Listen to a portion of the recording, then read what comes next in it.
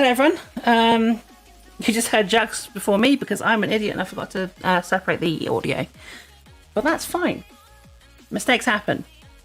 If they didn't, I wouldn't be here today. Anywho, we're doing an interview. So it's a bit different to our usual gaming while I'm grumpy. And we get someone nice and interesting to talk to. So, Jux, feel free to introduce yourself. So, my name is Juxtaterrestrial. I write weight game belly focused fiction on Deviantart with the name Juxtaterrestrial. I also moderate Weight Gaming, a website that's dedicated to the game development of fetish-oriented content, usually weight gaming, but we also welcome inflation, pregnancy, all that other kind of stuff as well.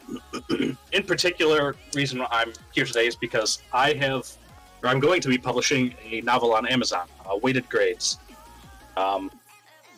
It is a weight gain, belly-focused, forbidden romance story about a student learning just how deep his teacher's weight issues run. And that's the elevator pitch. I'm sure I could give a longer one if later on. So that's basically what I do. I write, I program a little bit. I'm programming literate.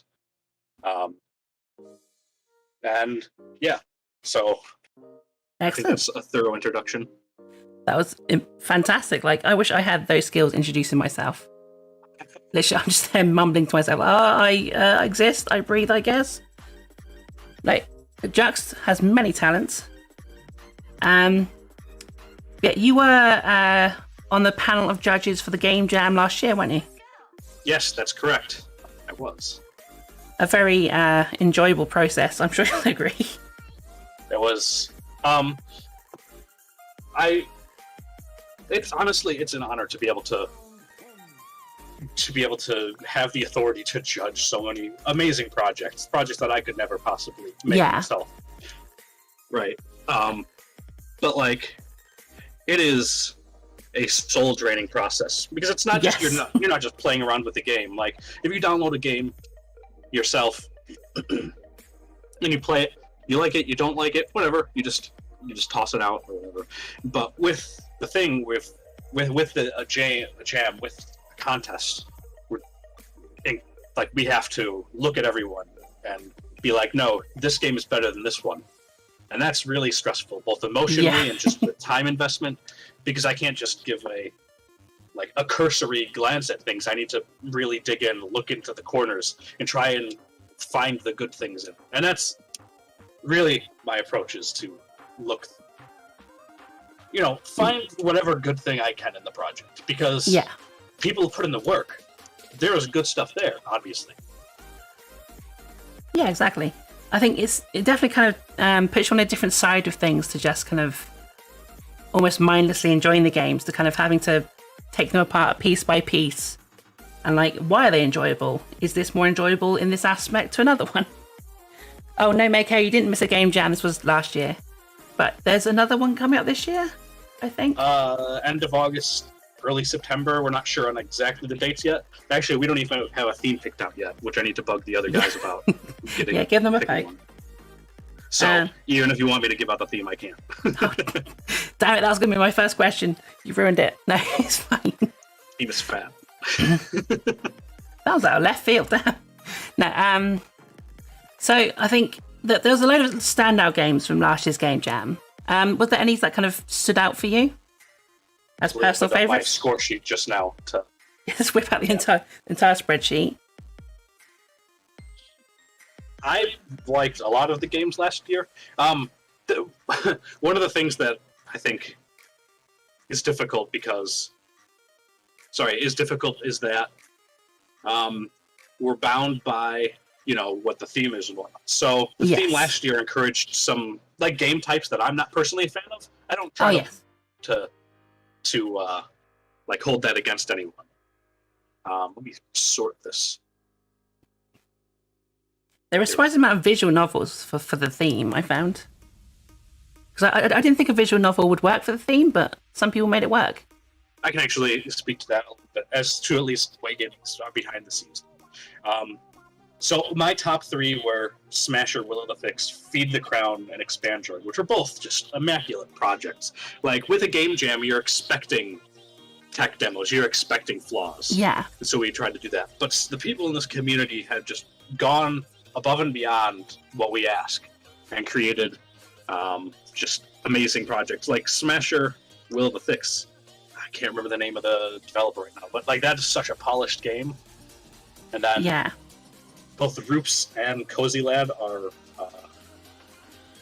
some kind of sorcerers or witches. Yeah, Same thing with... To get what they did done in the time. Oh, yes, absolutely. Dojo Crawler was amazing.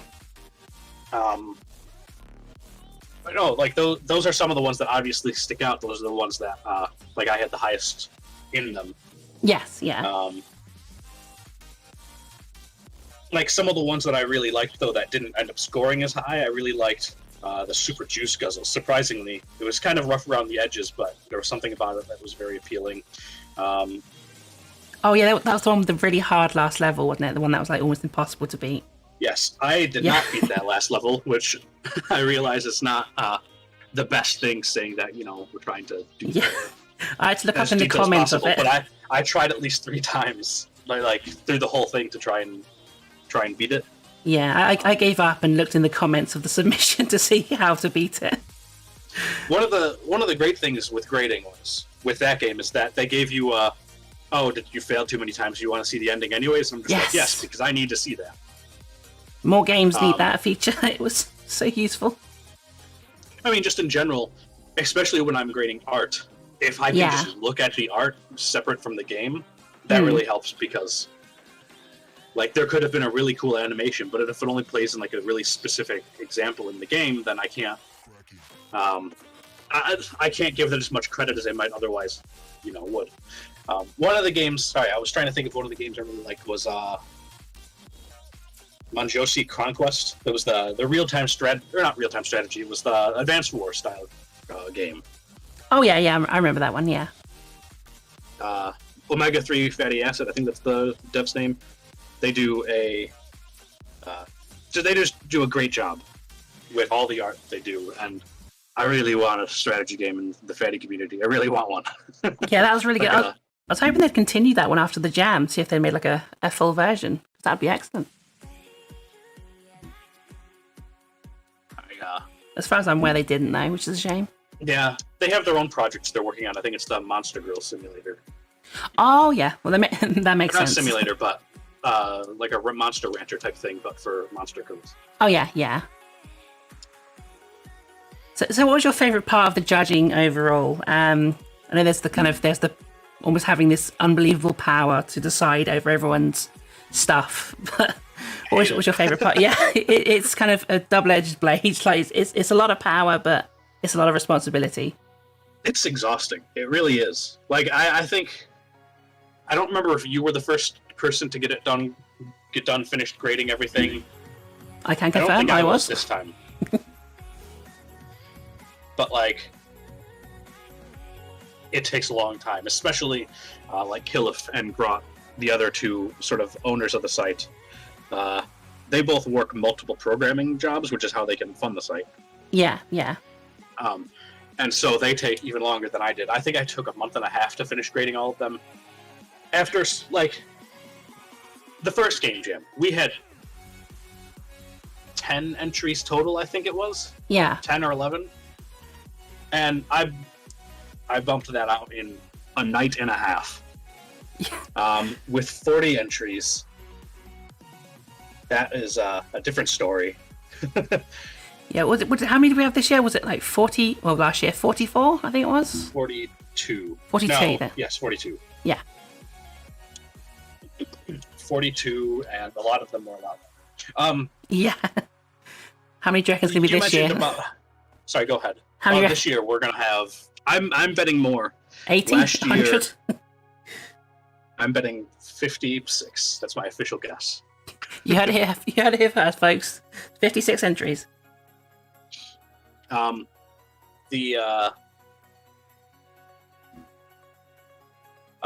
mentioned something about the visual novel projects as well. Yes. I think we always get a few of them.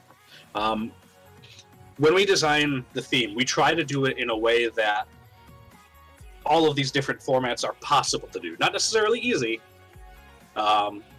but we want to make it accessible, because we don't want to cut out people whose only skill is writing. Like, my main skill is writing, and if I was participating in it, it would probably be a visual novel of some kind.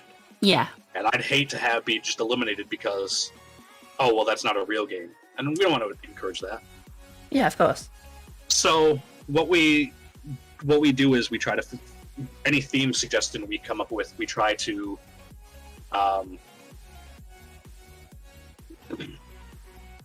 figure out a way to make it applicable to that.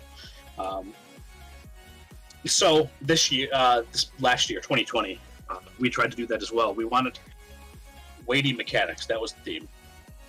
So we wanted to, so basically what that means with a visual novel is that it has to have choices in the visual novel, and it has to have, like, more than just, like, branching paths. It has to have, it's hard to decide what that ends up being, but we left it there so people could try and justify their creations, basically. Yeah, because it is kind of a specific theme, but it was kind of also general as well, and that you could probably squeeze just about anything in it, just about. I think it probably kind of people saw the theme first off and probably were like, "Oh, I'm not sure how to handle this," but it's one of those ones where if you thought about it a bit, then you could probably fit, whatever you wanted into it. Yeah, definitely. And we've definitely, our goal with the various themes going forward is to try and make them more difficult each year, to be honest. Because, partially because that hopefully does cut down the number of entries so that people have to work together. But also, yes, like, we have to grade all of them. So we want, with so much at stake with the prize and whatnot, we want to make people actually have to work within the constraints of the game jam to make a targeted product. So the very first game jam, the theme was very, very broad, just because we wanted people to enter. And so we made it a little less broad with 2019 game jam, and then we made it less broad with 2020. So for 2021, we're probably going to continue along that line. So the theme should be harder to stick to, but hopefully that gives us, like, higher quality games. Yeah. Or at the very least drives people to develop interesting mechanics. Because, I mean, ultimately the game jam's a way for us to get the word out that the site exists, to get people interested into making these games, because we want more content. That's ultimately what it is. We want more content. We want other people to have more content. Yeah, and I think that's definitely kind of shown over the last kind of couple of years with each game jam. Like, more impressive things are being made, and that's brought in more people, and they've started making games themselves. And it's been really interesting watching the community grow as a result of that. Oh yeah, definitely, and especially some of the people who continued with their projects afterwards. Can't think of his username. I know at one point his username was Wolverine20s on Twitter. They made Super Fatty Office Administrator. They made that for the game jam, and then they made the full version, and that was great. Oh yeah, and that then was Will good. of the Fix, they went on to make a much bigger project with that, which I haven't played yet, which is unfortunate, but I definitely should. I have, because I'm in it. I did see that. That's really cool. Yeah. And then Feed the Crown Groups is continuing on that. That's great. Oh yeah, I recently played I think it was like a month or two ago, the new movement demo. And it's quite interesting to see kind of how they're changing, like, the little things of the game. And see, like, a window of what's going to happen in the full one when that comes out. Mm-hmm. So I definitely recommend giving that a go. I will. I mean, I really like that one. That was one of the ones which I think would have been benefited from me being able to view the art just to help judge it, because, trying to see what I missed by being terrible at platformers. Don't worry, I'm with you there. Platformers are the devil. I'm hoping for less of those this year. Theme is no platformers. So were platformers your least favourite part of judging, or was there something else that kind of took the crown for that? I'm just bad at platformers. And one of the sort of pet peeves, which a bunch of the games from the top of the list to the bottom of the list, like Expandroid, one of my criticisms was that the jump key was not space, and that made me being bad at platformers made that even harder. Yeah, I know a lot of people kind of suggested that. And I think, honestly, that probably would have made like a 9 out of 10 game a 10 if that was the case.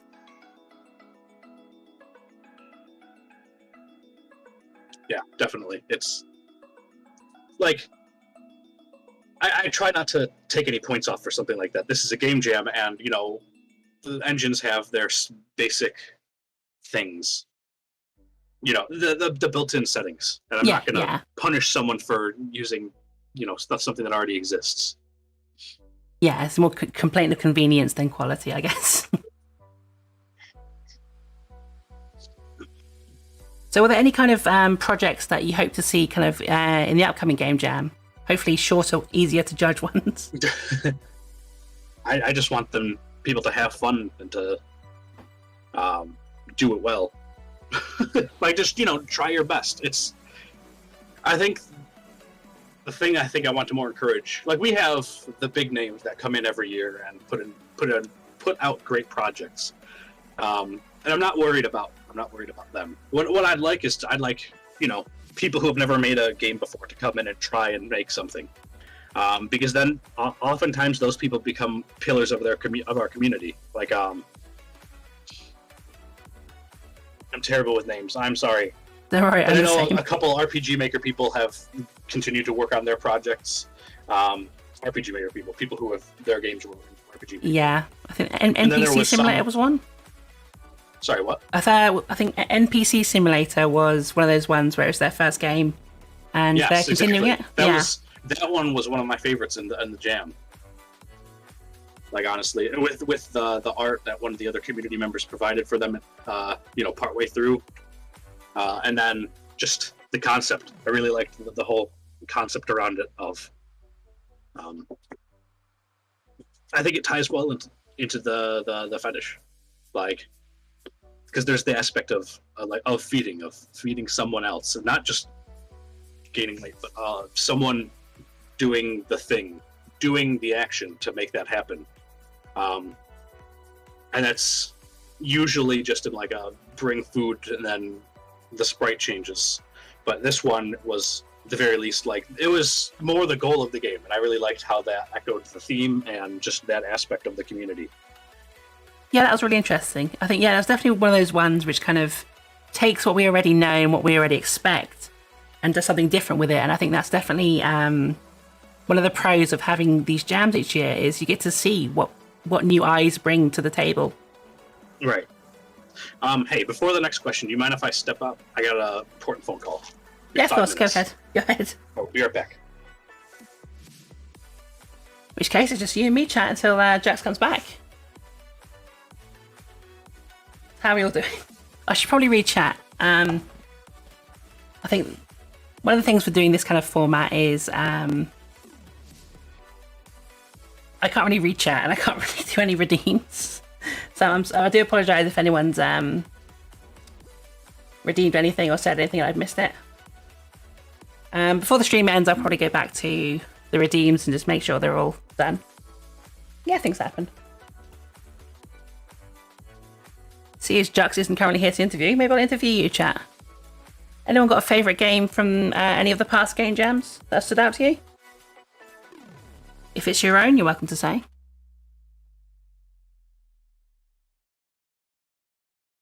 I think anyone who's ever submitted anything to a game jam should be proud of themselves because they've done a really good job. Feed the Crown was spectacular. It's so good I can't even speak properly. Go me.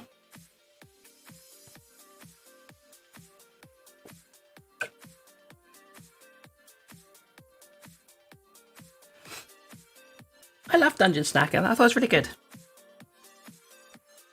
Oh, excuse me.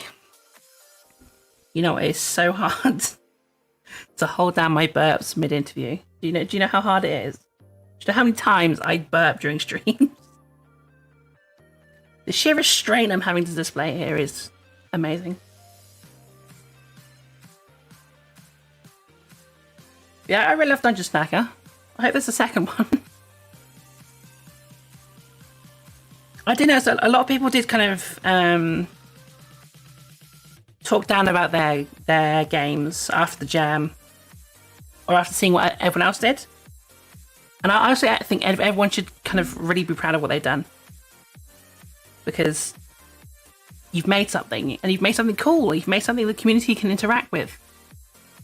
You've maybe learned skills or used skills you already had, which means you're amazing. Like, I could never in my life make a fucking game. I can't write, I can't program, I can't do art. I just know how to use the cut tool and cross dissolve in Premiere Pro. That's my skill set. Doughboard Descent was really good.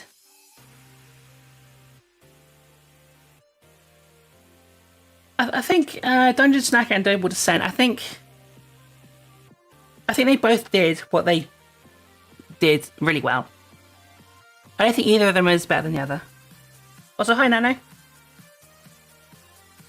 Hi, sorry about that. Emergency Welcome back. parenting stuff. That's all good. But I am back. Welcome back. So we were talking about game jam stuff. Right. Outside of the game jams, is there any kind of independently made games that have really stood out to you? Reached out to me?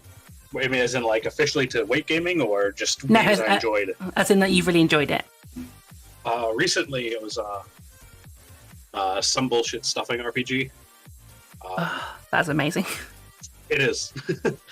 I like Klinko and Nerds, both, and I actually have the name of this writer there. I want to give them credit as well.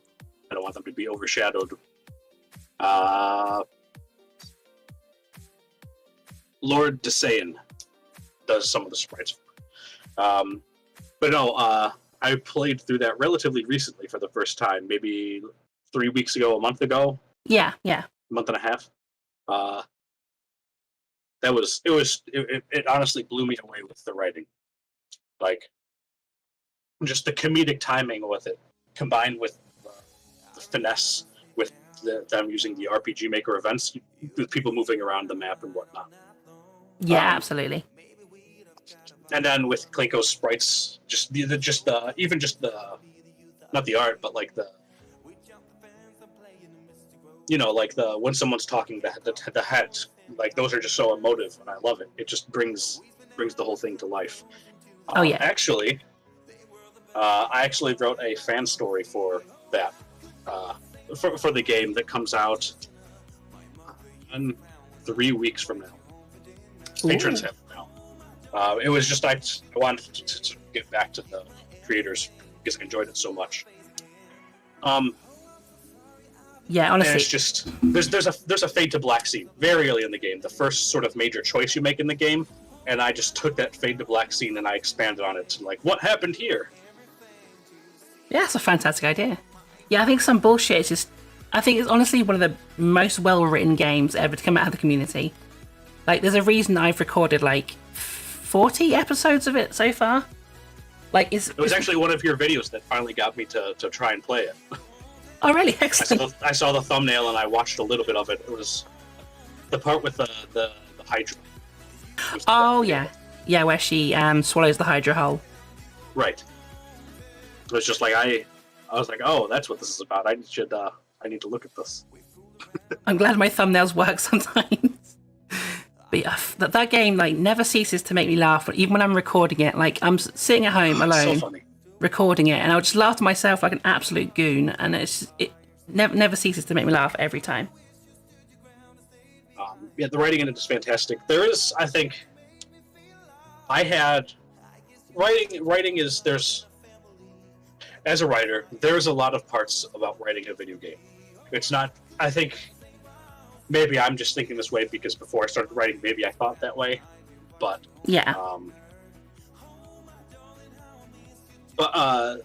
Like, there's a lot that goes into it. There's dialogue, there's sort of overall story structure, there's like character building, like how good are the how distinct are the personalities of the people involved. and some bullshit does that great as well. But I think the game I had rated highest in the last game jam was Will of the Fix. Ironically, it's not a story-heavy game, but the game tells you what you need to know, what's important from the thing, and nothing else. Yes, yeah. And it does it. It shows off sort of the main characters, it establishes who they are, like what they like, and it exchanges the main plot without any without any fat to it. Ironically, yeah. It does that amazing thing of doing a lot with a little. So it's giving you exactly what you need to know without having to write an entire paragraph for you to read before even playing. Right, that's hard. It really is a hard thing to do. You could have beautiful prose, but if your reader doesn't care about the thing that's happening, then yeah, like why? Like they're not going to continue reading it. They need to be drawn in. You need to do whatever you can to make them care, to force them to care. Yeah, exactly. Like a Shakespearean soliloquy is fine and beautiful, but if it's not telling you press A to jump, then what's the point? Yeah. There's sort of an infamous example of the sort of games community, that's COC, Shadow, something of Corruption of Champions. That's it. Oh yes, yeah. Which has just these. I'm not going to be very vague on it because Twitch is. But like the opening is like you're just a normal person, and then there's pages and pages and pages of just stuff happening. I don't care about any of it. Like this is just excessive. Yeah, I've kind of dipped my toe in that, and it just seems like so much at once. It's just like, no, thank you. Too much for me. Too rich for my blood. Right. Let me put up Weight Gaming actually. You were asking about what games I enjoyed. So stuff like Some Bullshit is the one that's most recently been on my mind. There's ones that I've really enjoyed. I know Grimm's put out his new thing recently with the new combat animations, which he's been working for a long time on. So, I mean, I've kind of been spoiled on what that is because I've been watching him update each sheet. But yeah, so you've had the behind the scenes looks. His is, I think, one of the biggest RPG Maker games aside from Some Bullshit around. Those are the ones that really sort of stick out to me. There's a couple I want to try that I haven't gotten around to because there's so many games in the community. There's the Surviving the End. I've heard good things about that one. I want to try that one when I get time. I don't think I've heard of that one. It's a visual novel type thing with 3D art assets. Oh, okay. By Moon/X.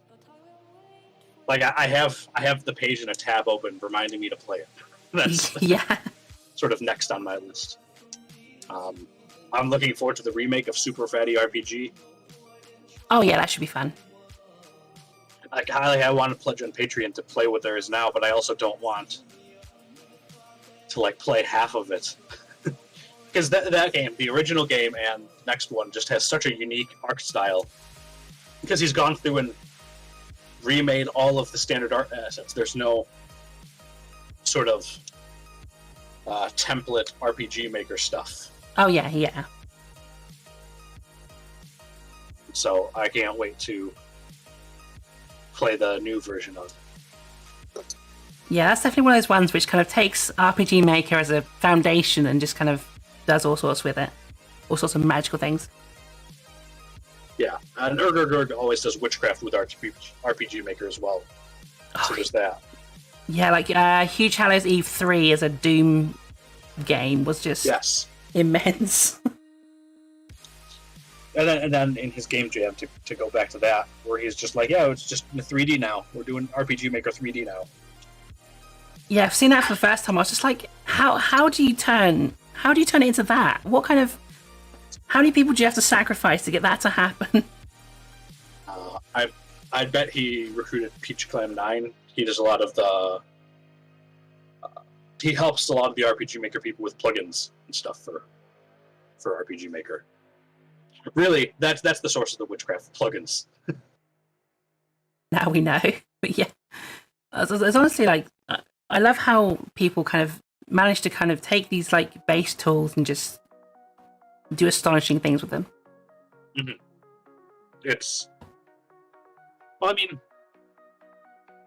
not to digress too far into the weeds, but like computers rely on a few very simple operations at base level, and when it comes down to processor, like and, or not and, or exclusive or like it's just these very simple mathematical tools, logic gates, that somehow magically,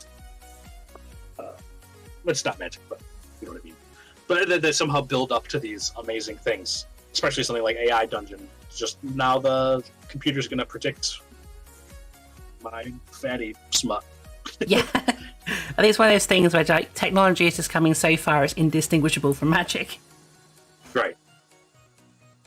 I just had a stupid thought I felt I had to share that.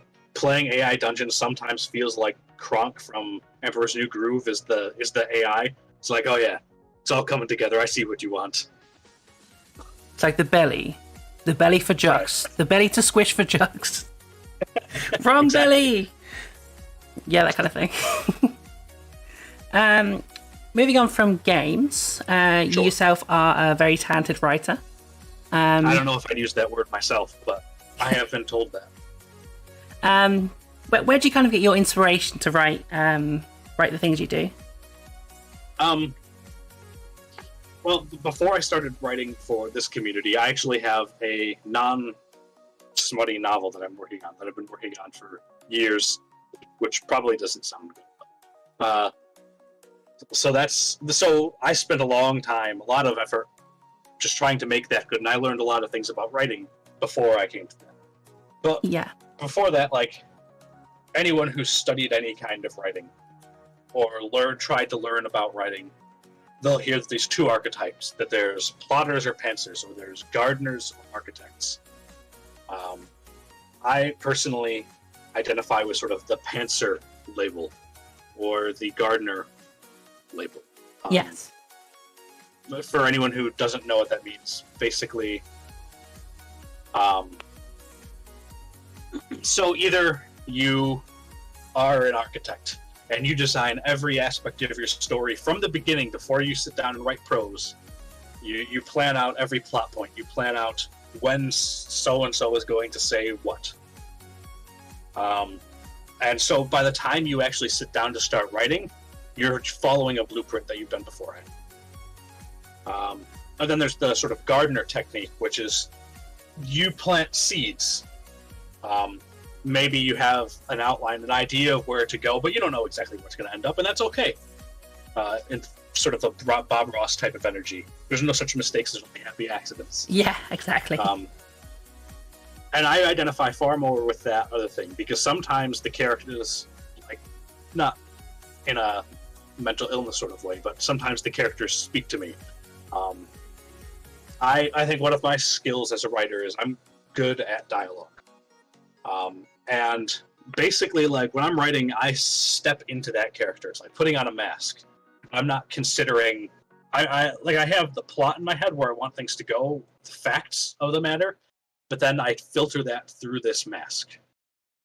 And, like, it just secondhand comes to me that this is what this character would say, or at least something close enough that I can edit it later to make it pretty. Yeah, so kind of like a kind of mental, almost acting, as in you're kind of putting yourself in that character's shoes, thinking as that character, and then kind of asking yourself where you're going to go naturally from that position, as opposed to kind of dictating preemptively what's going to happen. I think it's very close to acting. I don't know how well it would translate to me actually acting, but I think it's very close to that sort of thing. And really, where I developed that skill, it wasn't with like a writing course or anything. It was playing and running Dungeons and Dragons. Like, people ask famous writers for writing advice. I'm not famous. My advice for writing is, one, write a lot. just keep writing. But I think my sort of non-typical advice is play Dungeons and Dragons, run it. For anyone who hasn't played it, who doesn't really know what it is, Dungeons and Dragons is a way to tell a story collaboratively, like together with your friends. It's a game. Like there are rules, there are game mechanics, but ultimately it's about telling a story. You have one player who is the dungeon master, the game master, they are the narrator of a story. And then the rest of the players play as the main characters of that story. So not just the narrator, but the GM, the game master, also plays minor characters like a shopkeeper or the enemies that the good guys are fighting. Or, could be flopping around. But as a dungeon master, running D&D, being that narrator, your players, you don't know what's in their head. You don't know the crazy things that they want to do. Yeah. And so learning to deal with that stuff on the fly, learning to describe things on the fly. Like a player comes up and is like, I want to look at the stonework on the side of this church, and there's no notes on the stonework of the church on my document for the session. So you have to learn that, like, oh, there's, cracks there. There's a little bit of moss. Maybe you have the character roll a perception check or an investigation check. And if they roll really well, you find that one of the stones has been hollowed out and there's, smut written there, I guess. Yeah. Yeah. So I guess it's kind of like the writing process is almost like you're being the dungeon master for a one-person D&D game almost. Yeah, there's no rules. Like, I don't roll dice behind it to be like, let's see how the character reacts. But it's a lot like that. Maybe that's a new writing technique, is to roll the dice to see what happens if you can't decide. I am sure there are people who do that, honestly. But what I think one of the things my focus in getting better as a dungeon master was to take a step to a side. I'm a very logical person, very sort of rational person. So I try to view things as having concrete foundations for why they're happening.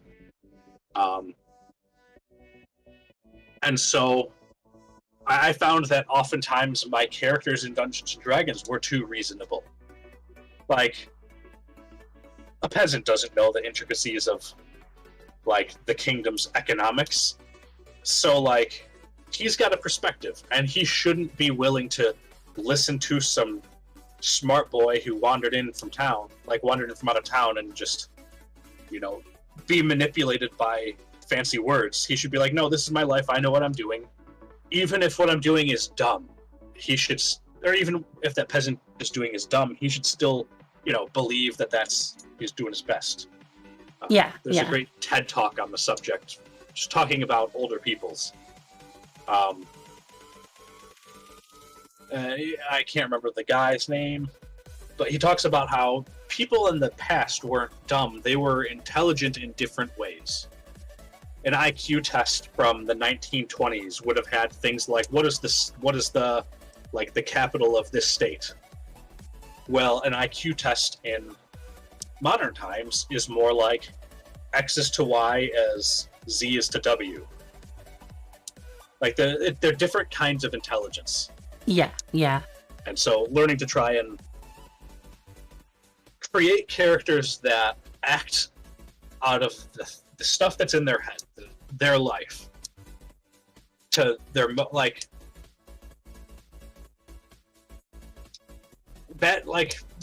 it comes up like bad guys' motivations.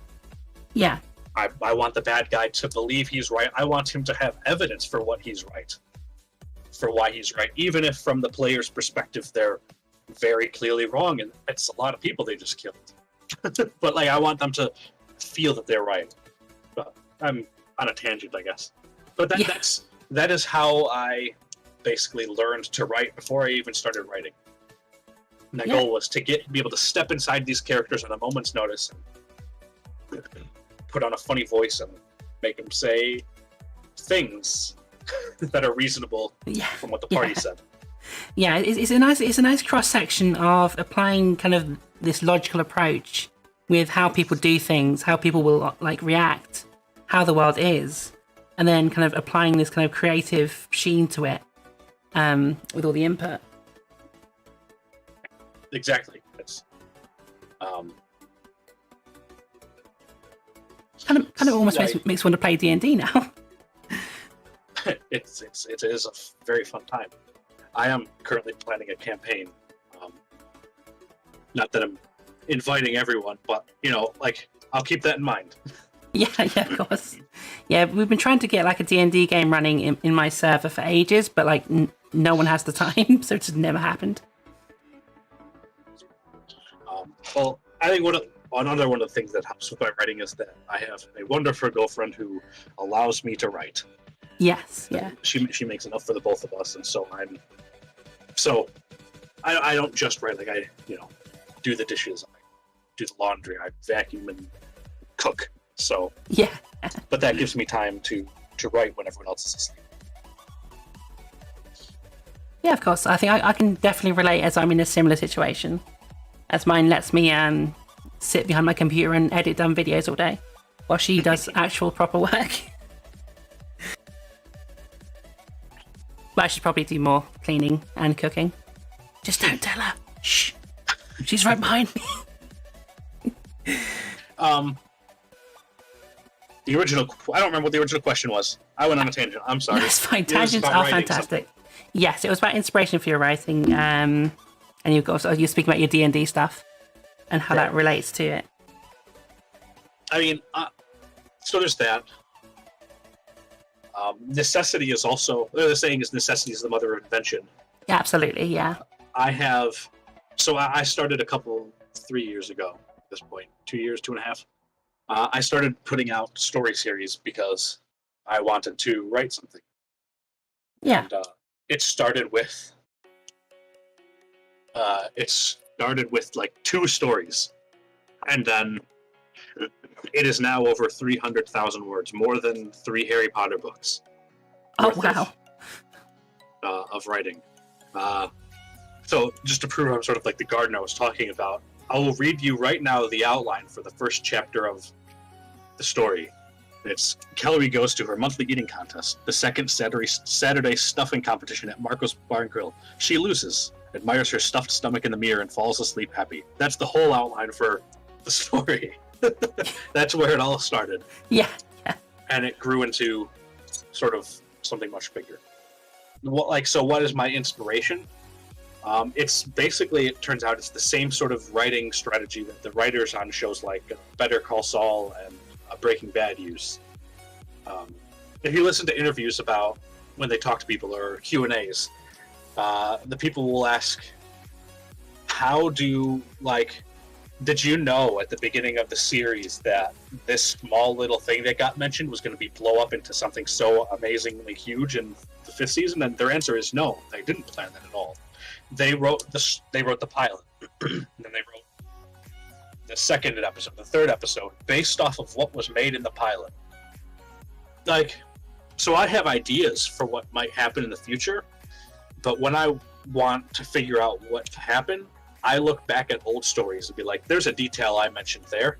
Let me build on that. Yeah. So it feels like I foreshadowed that whole thing. Like I think I'm some kind of genius writer who planned this out all ahead a long time ago. But no, a lot of it is the illusion of preparedness. And so when I set out with this story series, I had 2 goals.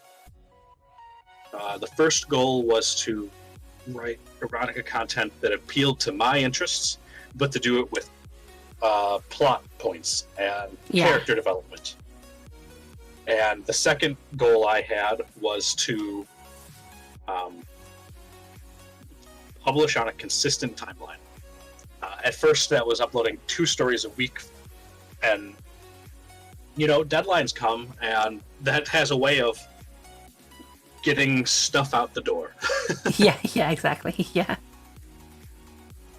I'm still going back and correcting typos that some of my fans have been nice enough to point out, and so I could fix.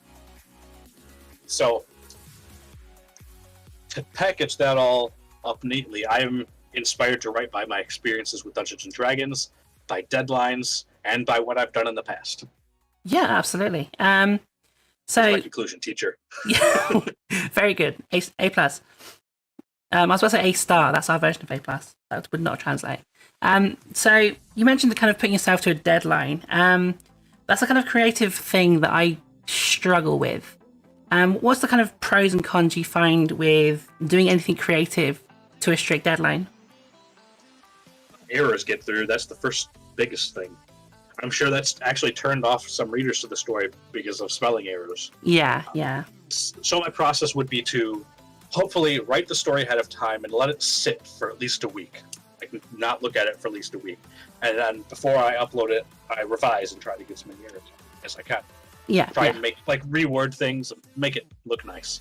But there's most of the time that is down to the hour. I will edit it and then post it.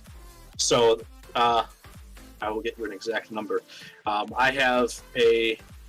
I was recruiting beta readers for weighted grades, for people to read ahead of time, my method was to get people be like, here, if you submit errors in my other stories, then that means I could probably trust you to look at this thing in advance of release and give me your feedback. Yeah.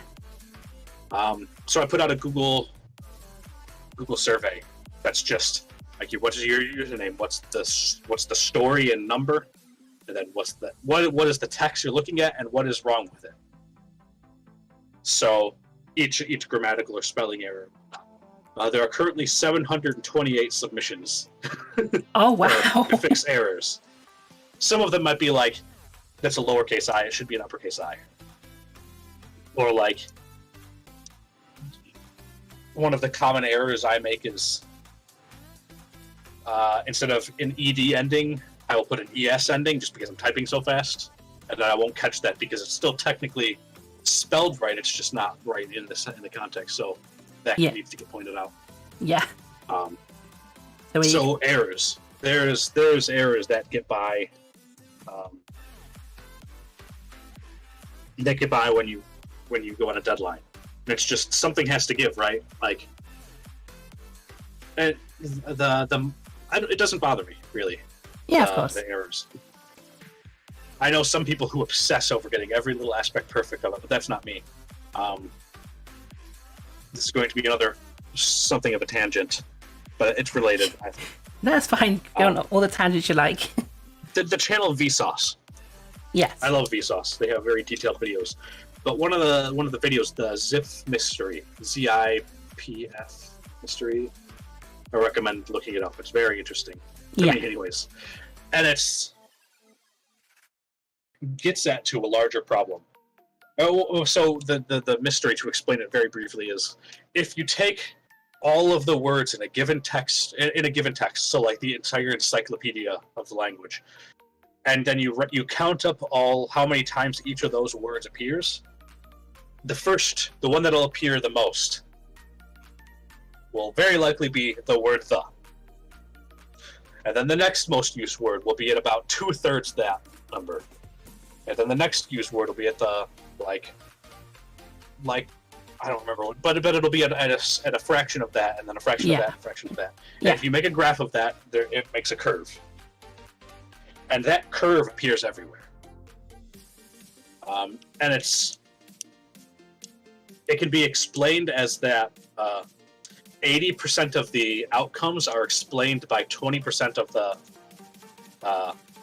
the problems. Yeah. So if you're running a store, 80% of your income is going to come from 20% of your customers. Or if you have people complaining, 80% of your complaints are going to be coming from 20% of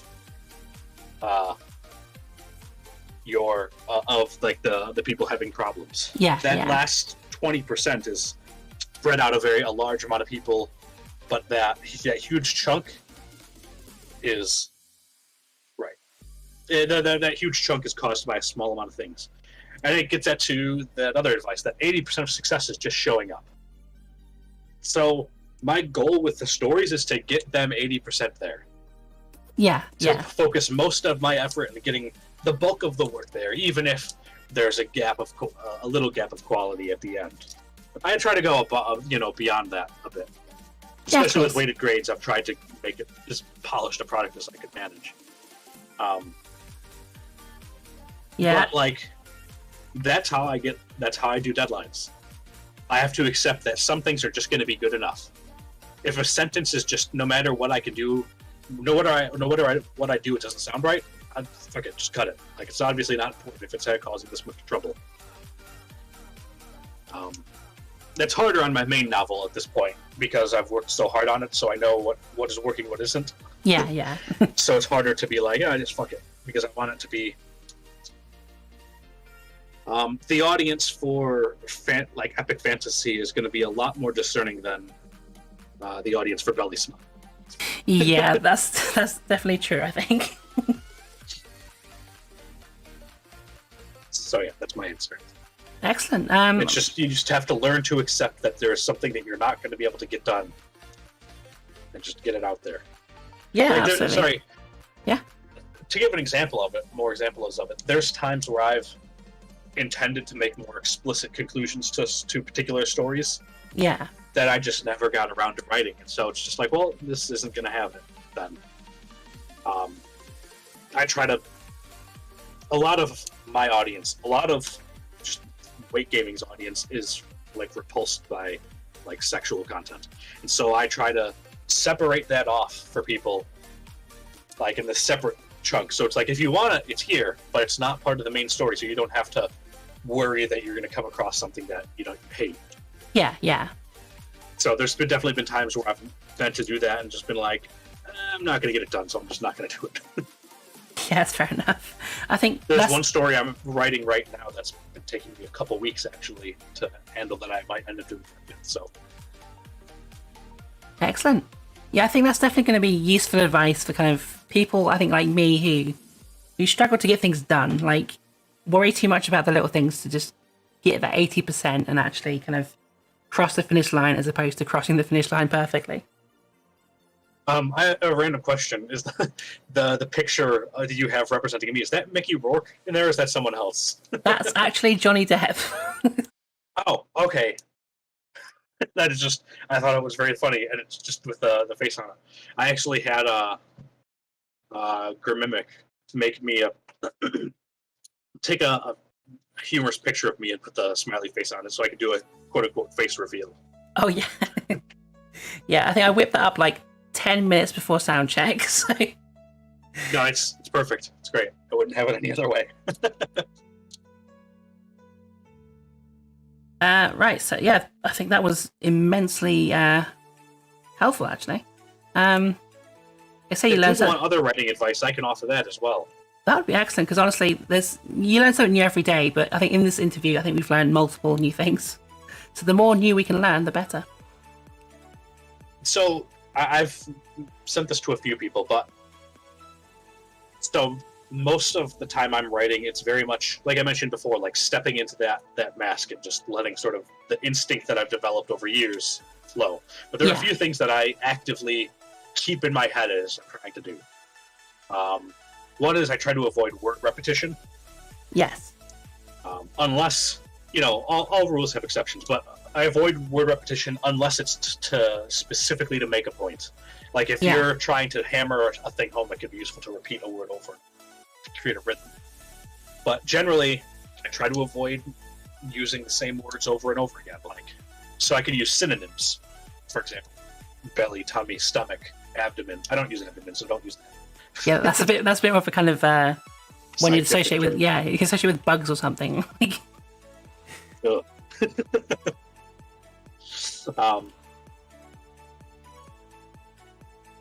Someone in chat was like, I avoid repetition too, and I avoid repetition too. I realize I've been repeating myself. I know that wasn't a comment probably to me, but that's how I feel, honestly.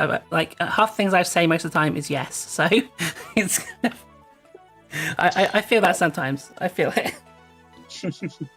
But another way to get around the word repetition is to discuss things around the topic.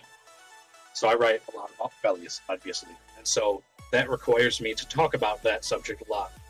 So that can very easily devolve into, like, sort of like beginner writing type things. The belly was this, the belly was that. Like, they did this to the belly. But, like, to give an example, Yeah. Bust some prose on stream. Wax lyrical. So, like, the character ran her fingers along her belly. In the next sentence, I might do, like, her fingertips felt the texture of the stretch marks or something. You're still very clearly belly, but you can, like, it's very, like, it's implied. It's an implied connection rather than just a directly. Yeah. Than just directly talking about it. Yeah, I know what you mean. Yeah. This sort of sub rule for the avoiding word repetition, or rather, just another part of it is that I desperately try to avoid starting the sentence with the same word. Even like he, or even like she, her, I try to avoid doing those too many close together because it can get, like, it has the habit of getting the reader to notice the words and not the story that's being told. Yeah. And that's something that I'm sort of hyper aware of. That's the word repetition. The repeated words get people to notice the words and not the actual content you want them to. Yeah, exactly. The other rule that I try to write is I try to avoid filtering language. And that is, he saw, she saw, he heard, she felt, she thought. And these are perfectly grammatically correct. They have their place in writing, especially in academic writing, or other things they have their place. Yeah. And it has the effect of, I'll give you an example sentence. He saw Jane cross the road.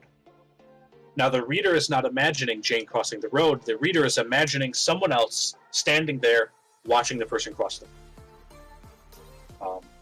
If you want your reader to feel immersed, the better way to do it is just describe the thing that's happening. Yeah. Jane crossed the road.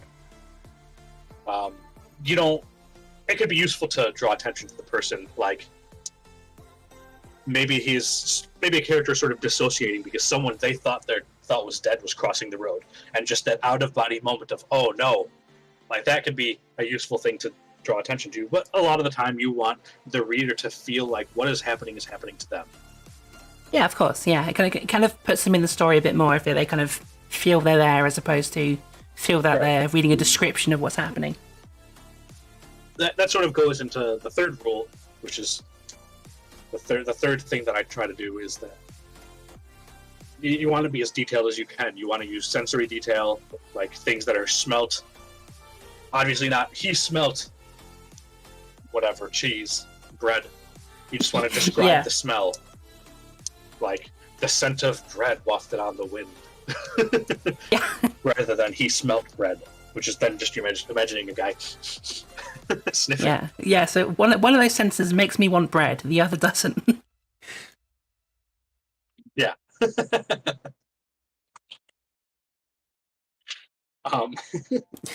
Now you just got me thinking about bread now. I was like, I could really go for a whole loaf of bread right now, just fresh out the oven. So those are the three of the things that I really keep in my head when I'm writing. To, like, I need to do these things, and that alone, I think, it improves the quality, just the prose level quality of my writing. Yeah. Because it forces you to connect to the topic of deadlines. It forces you to describe things in different ways than is immediately obvious.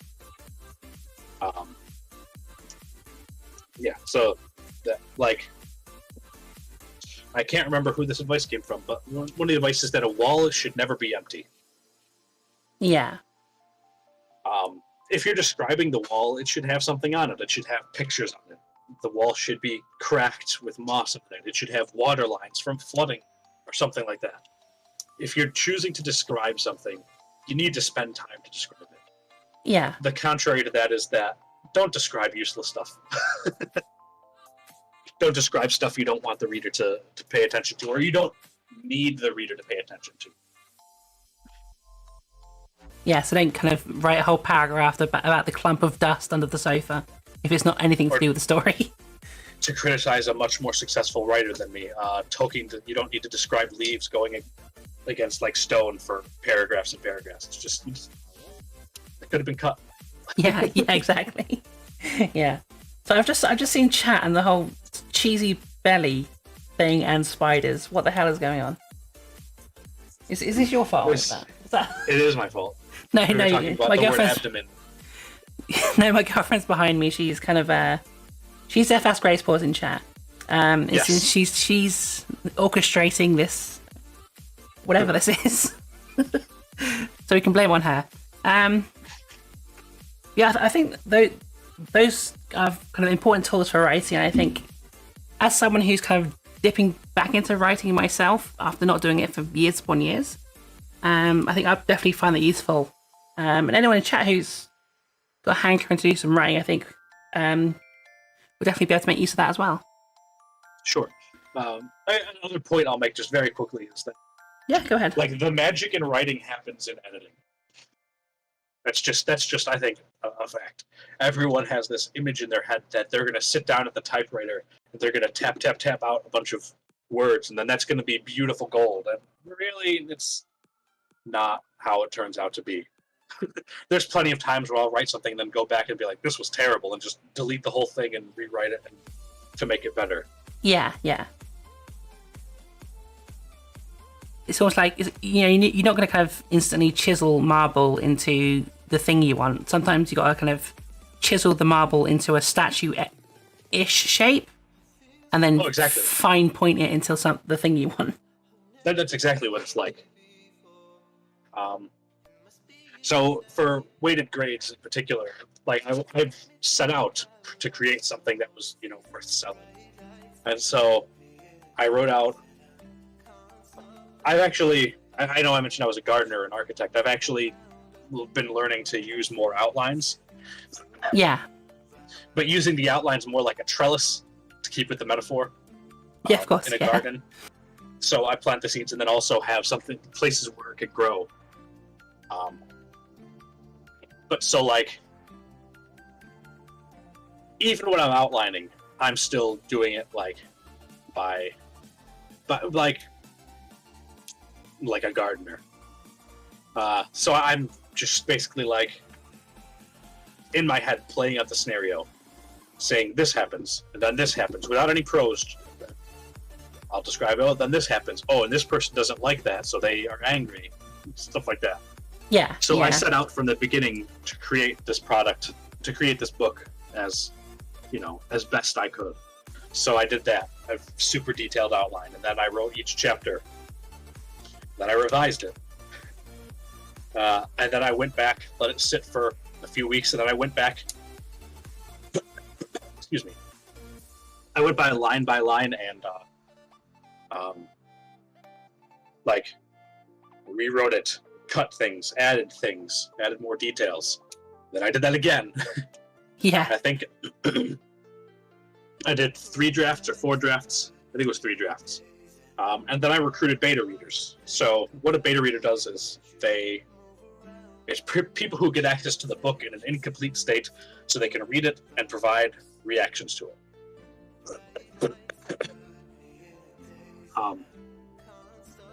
Give me a chance and I can thank them actually, because they're in the acknowledgements part of my book. People who read it ahead of time, and honestly, they loved it. I probably didn't need to make any of the changes they suggested, but I did make changes. You've read it. I added a few more scenes with Can I drive through it? Yeah. The roommate. Yes. Originally, he only had the one scene, the very first scene you see him as, but I added a couple more with it to check in with it, not to spoil the story. But I added more of that. I added some more sort of eating descriptions because people wanted more of that. Yeah. The sex scene at the end, I added because reader feedback. Like they're just like, this should be a thing, or at least enough people said you should do this that I was just like, yeah, okay, I'll do it. Yeah, of course. And then after that, I recruited. This is from the same group of people as the beta readers. I let loose the document on Google Docs. I gave them permissions to tear it apart, basically. Yeah. To Hoyle. Thanks for the follow, Miss 0845. Oh yeah, thank you, Midas, and thank you for the fun tank fact.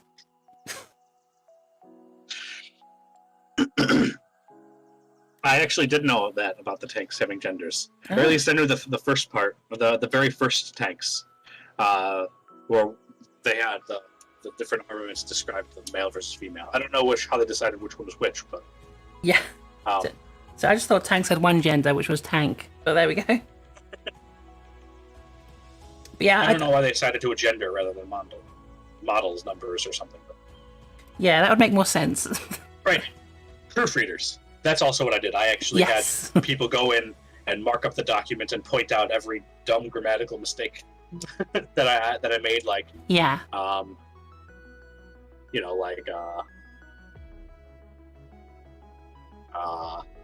trying to think of. I always mess up when I'm writing, or rather, I choose not to focus on it. I mess up on like punctuation when it comes to quotations. So comma versus period. Yeah. And then capital versus non-capital for the words that come after. And so they did a lot of fixing of that. Yeah. Which is good. A lot of like misspelled words. Like not terrible misspellings, but just things that are correct enough that the spell check doesn't get it. Yeah, so it doesn't kind of flag up in your mind like, oh, this is wrong, I should change it. So yeah, I don't remember what the question was, but I'm confident that Weighted Grades is probably the highest quality thing I will have released so far. Excellent. Yeah, and there's the amazing cover art by Kaylee Blue, the artist for Olympic Games. It's superb cover art, I love it. So yeah, I wasn't aware that beta readers were a thing. Like, it's kind of like having a pre-screening of a film, so they know what to kind of cut out, what to trim down, what to have more of. I wasn't aware that was a thing for books, but I'm glad it is, because it makes a lot of sense. Yeah, it makes a lot of sense. Like, Brandon Sanderson has beta readers. I don't know if Stephen King does, but Stephen King's a mute or something, so there's that. But like, J.K. Rowling had beta readers. I realize she's kind of an awful person. Maybe she should beta read her tweets, but we're not going to get into that. But no, like, big name authors have beta readers, and it's because when you're creating something, you are blind to the quality of it. Yeah. It's just, they're like, I've had beta readers for other of my writings as well, for my non-finished stuff, and it is amazing the stuff that beta readers can point out that is so obvious when you look back at it. But because you're so close to it, it's the definition of missing the forest for the trees. Oh yeah. So, like, unless you have the money to shell out for a developmental editor for anything you write, you need beta readers. Yeah. Because they can tell you, like, their goal is to tell you they're not supposed to be writers. Beta readers should be readers, first and foremost. They should be readers in your genre. Their goal is not to tell you how to fix things. Their goal is to tell you when things aren't working, or when things are working. Like, so if something is confusing, your beta readers should be able to point that out. It's just like, I don't know exactly what you meant in the situation. Like, that's a good sign for me to be like, all right, I can go in and add, a single sentence to clarify something, or to, I can, hammer another plot point, just to reiterate something. Yeah. And then, or on the other hand, if a beta reader comes back and says, I absolutely loved this sentence, that sentence is never getting cut, because someone else is probably going to love that sentence. Yeah. So it's good to keep that, even if maybe other people don't like it. I think it was Vonnegut that said, Kurt Vonnegut that said, maybe it was Mark Twain. I'm not going to attribute it. A writer once said. Someone said it. Someone said.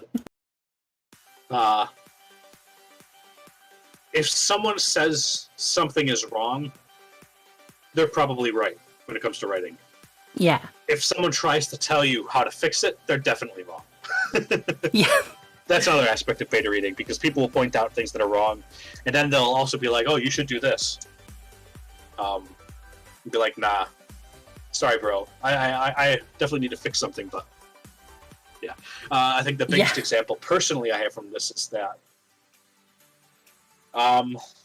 I basically deleted the first chapter of my novel that I'd been honing for like months and months and months. I threw it out, started writing it from the beginning, because even though people had parts that they loved about it, I noticed that most of my beta readers that I recruited didn't make it past like the first third of my book, and it's just like, okay, why aren't they making it this far? I have some pretty intense scenes in the beginning, in the first like two, then the like chapters like 2 to 5. Which could turn people off, but that's not. They weren't mentioning that. They were.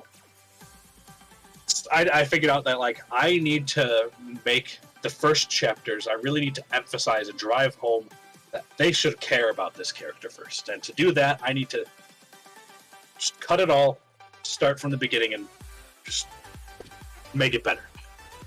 That hurts. yeah, because kind of like cutting out something that you've already put so much time into. It must not be a fun experience to have to kind of remove that after you've worked so hard on it. Yeah, it is. You have to go through a sort of grief process, honestly. Yeah. Like, really, like there is stuff that I have cut from the novel. Most recently, like last year, I deleted the entire novel to start from the beginning, not because I thought it was bad, but because there was major structural problems in the last draft I had of it. Yeah. It was a book, complete, polished from beginning to end, but it's just like people are gonna hate this one part of it. Yeah. Not to go into the details on that book, but there was a sequence in it that was close enough to the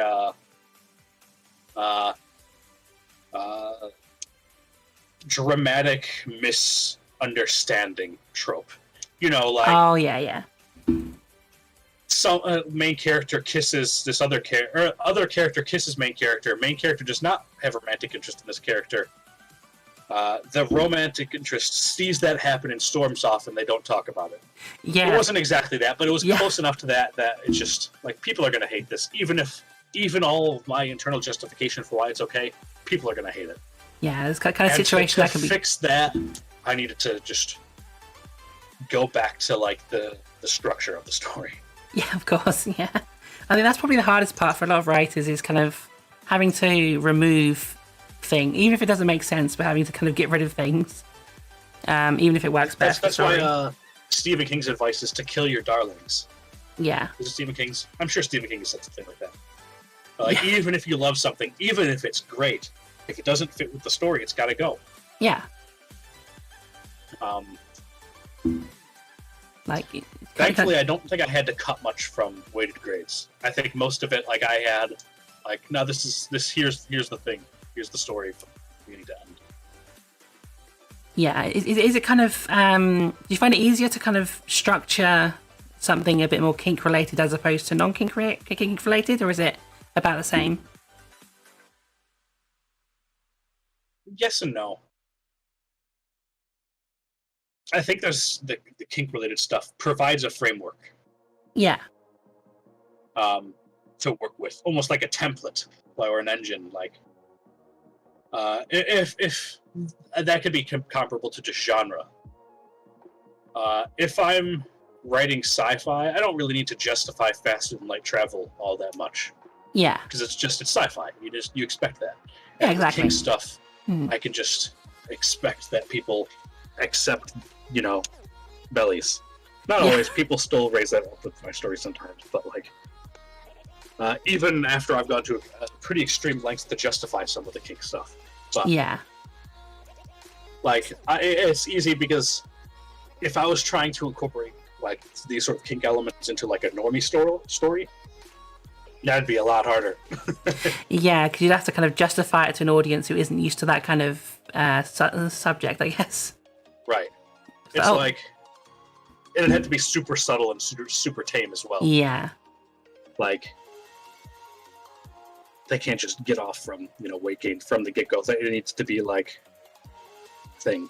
Which actually, that's kind of what I did with Calories Gain series. She doesn't. The main character. I don't know if you've read it. I don't know if the audience has read it. But regardless, the character starts off as just basically a normie, and through events in the story, begins to get this sort of taste for, all of this stuff. And it's a process that happens over dozens of chapters. Yeah. And like the character goes back and forth of like, this is hot, but no, I shouldn't do this. Like this is bad, and like this is weird, and I shouldn't feel like this. But actually, it's kind of hot, isn't it? Yeah. So you're kind of like following her on this journey of kind of discovery and acceptance. It's not just a kind of thing of where, oh, I've eaten a cookie, now I want to eat 2, maybe 3 restaurants out of business. It's not that kind of sudden escalation. Right. That was. There's, I guess this is another inspiration. Going back to your questions, what's inspired me to write this stuff is that there's the whole write what you want to read, and that's been a huge inspiration for the stories. Like I personally, at least I'm not as interested in stories that are like, and then the person gained 500 pounds because they ate a hamburger. Yeah, that's not really my thing. No problem with people that like that. Whatever. It's not my. But like. I wanted to write a story where you go on to care about these characters, even to the point where like I spent half the last year publishing a heist storyline for a smut story series. Yeah, I mean that sounds pretty epic. Not gonna lie, but I think I do kind of.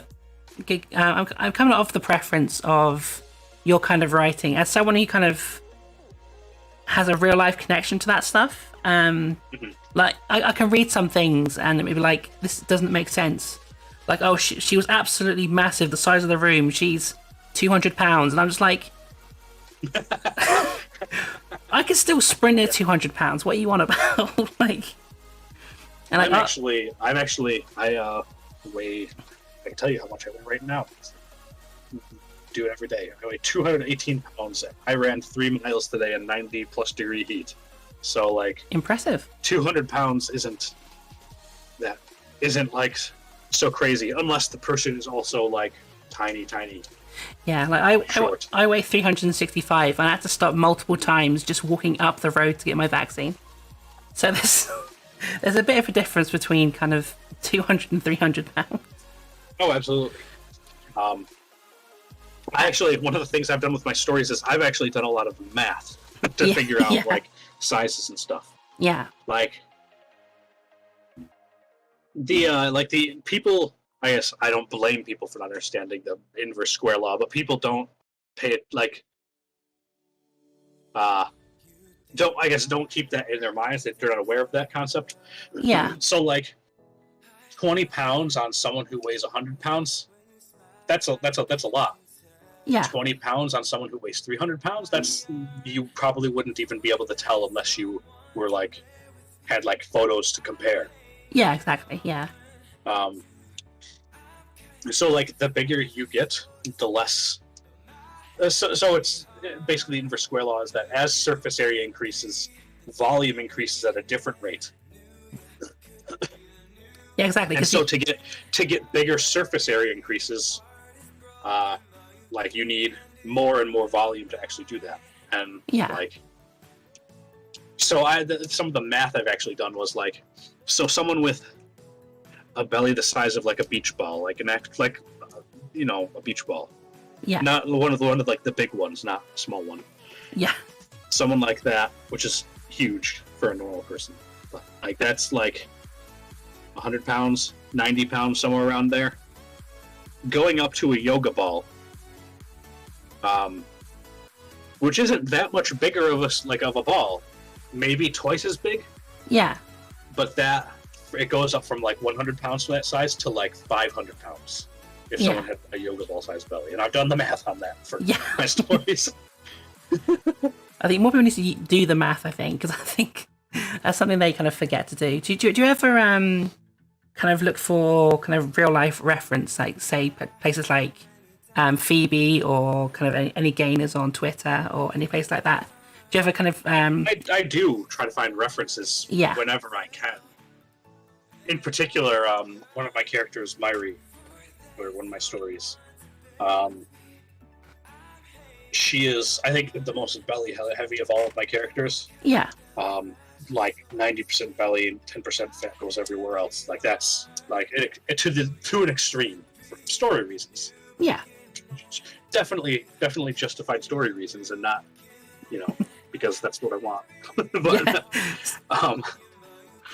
no, but I've been trying to find measurement references because I want to try and, given her height, given her weight, I want to be able to provide a actual, like, reasonable waist measurement. Yeah. And so I was trying to find, I spent a long time looking at measurement pictures, trying to find people just like, but that looks too big, but that looks too small, and whatnot. Actually, sorry, that was actually me trying to reconcile my Fetish Master mod, which I've actually used as a reference before because it has some decent math in it for body size stuff. So I was trying to compare that to see how accurate my math changes were in that to real life measurements. But so I absolutely use references in that regard. Yeah. So I guess it's kind of like Goldilocks and the Three Bears. Like, oh, this is too small, this is too big, this is just right. Mm-hmm. A bit more Juxtaterrestrial in the Three Bellies, I guess. I also have to use a lot of references when I get the art done. Oh, yeah. KB, I try to provide references for, like, this big, but rounder. Yeah. And, like, stuff like that. Recently, like, for the cover of Weighted Grades, I actually did, like, a stick figure drawing of, like, the pose I wanted. And stuff. It was real bad. Did you ever consider making that drawing the cover itself? No, never. Oh, no. Oh, can there be like a limited edition one where like that's the cover and it's signed? I'll do that for the physical copy. Yeah. I would totally buy that if that was the cover, just a stick figure with a big belly. I've released it on I showed it to my people in my personal Discord. Showed the thing as a teaser of, like, I submitted, the reference for the thing. I still have the references.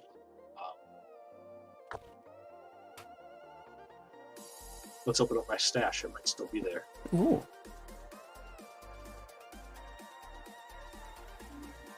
I'm excited to see this now.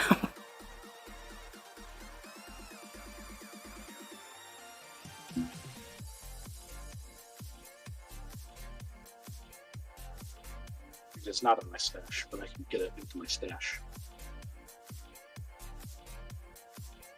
I provided other references for clothes and whatnot as well. Yeah. I'll put it in the chat. Excellent. I'll see if I can open it on the stream as well. So like, okay. Oh, don't put it up for too long. I might get taken down for it. Let's have a look. Okay. No, I doubt it would be because. Okay, here we go. Let's have a look at this. This is the highest quality fetish art on Deviantart. There we go. I mean, it looks like it'd be very useful for an artist though, because you kind of, you know exactly where things are meant to be, and I love how just perfectly circular the belly is. I love the kind of the hair. It's great. I love it. It's great. There was another document that went along with this. Like, I went into detail about, like, just text, like, explaining what, like, this type of shoes and, like, the socks and whatnot. And then normally my artist, KB, she doesn't, with her sketch tier on Patreon, she doesn't do back and forth artist stuff. You tell her what you want and she makes it. Yeah. But it's also super cheap.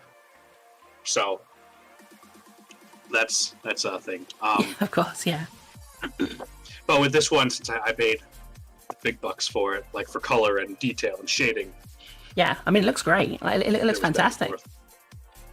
Yeah, are we gonna get the stick figure version for the New York bestseller version? Do you reckon? as much as that would be nerves inducing. I'd love to be like, oh yeah, here's a New York Times bestseller, Juxtaterrestrial, with this book. Talk to Katie on the Today Show or whatever. Yeah. I mean, listen, bellies. Have you ever considered them? So I just imagine that really old meme of the guy saying aliens, but it's just you saying bellies. Just bellies. That's my hair isn't that far off from that sometimes. See, I still think of you as the kind of potato smiley face. So a potato smiley face with crazy hair is just, I don't know what to think about that. I'm going to do my official face reveal on stream. I was telling you about how Grimmick made me an image. Oh yeah. Have you got that image lying around? Have you? I do. Excellent. Just where on my desktop did I save it? That's the other problem.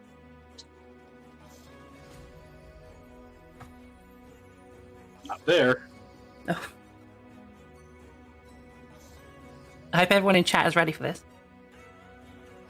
Oh, Nanoic asks if there'll be an audiobook version if it's successful enough. If it's successful enough, sure. So I'm not going to go into total sales. I don't know if Amazon even lets you do that. But right now, I'm about halfway, with pre-orders, I'm about halfway towards making back the cover, what I spent on the cover.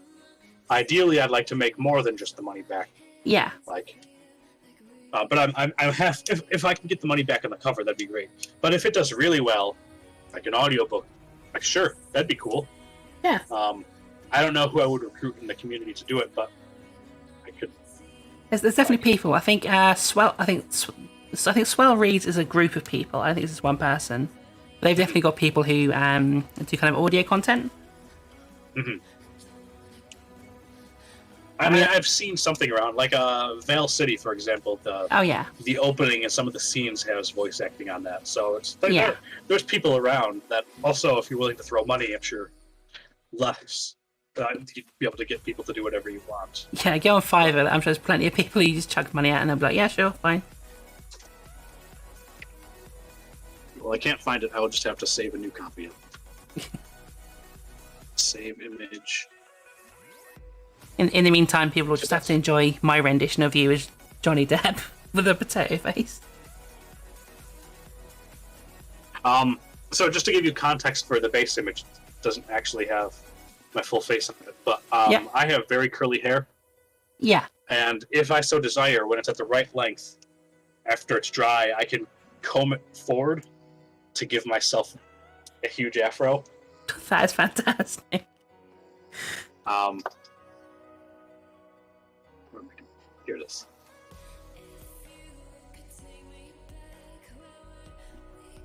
It's uploading. Ooh.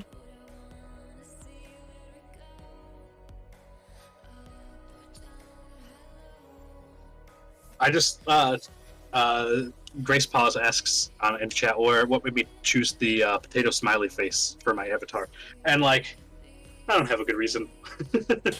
It's just I had them when I was a kid, and then I liked them, and then that's it. But it's just so funny that they're so happy. Yeah. I mean, I think honestly it's great. It's a great kind of image, and I think from now on, potato smiley faces, I'm just always going to associate them with you. That's the goal. Yeah, so here eventually, we have McCain's going to have paying royalties or something. Yeah. Or maybe the other way around. Yeah, it'd probably be the other way around. Yeah, here we have the face reveal. Superb, right. There we go. Oh, that's my desktop. Let's not look at my desktop. There's nothing interesting on that. Ignore that. There we go. Everyone just ignore that you saw my notes, because my notes aren't there. Also ignore the notepad file called Come. It's completely unrelated to anything. Right.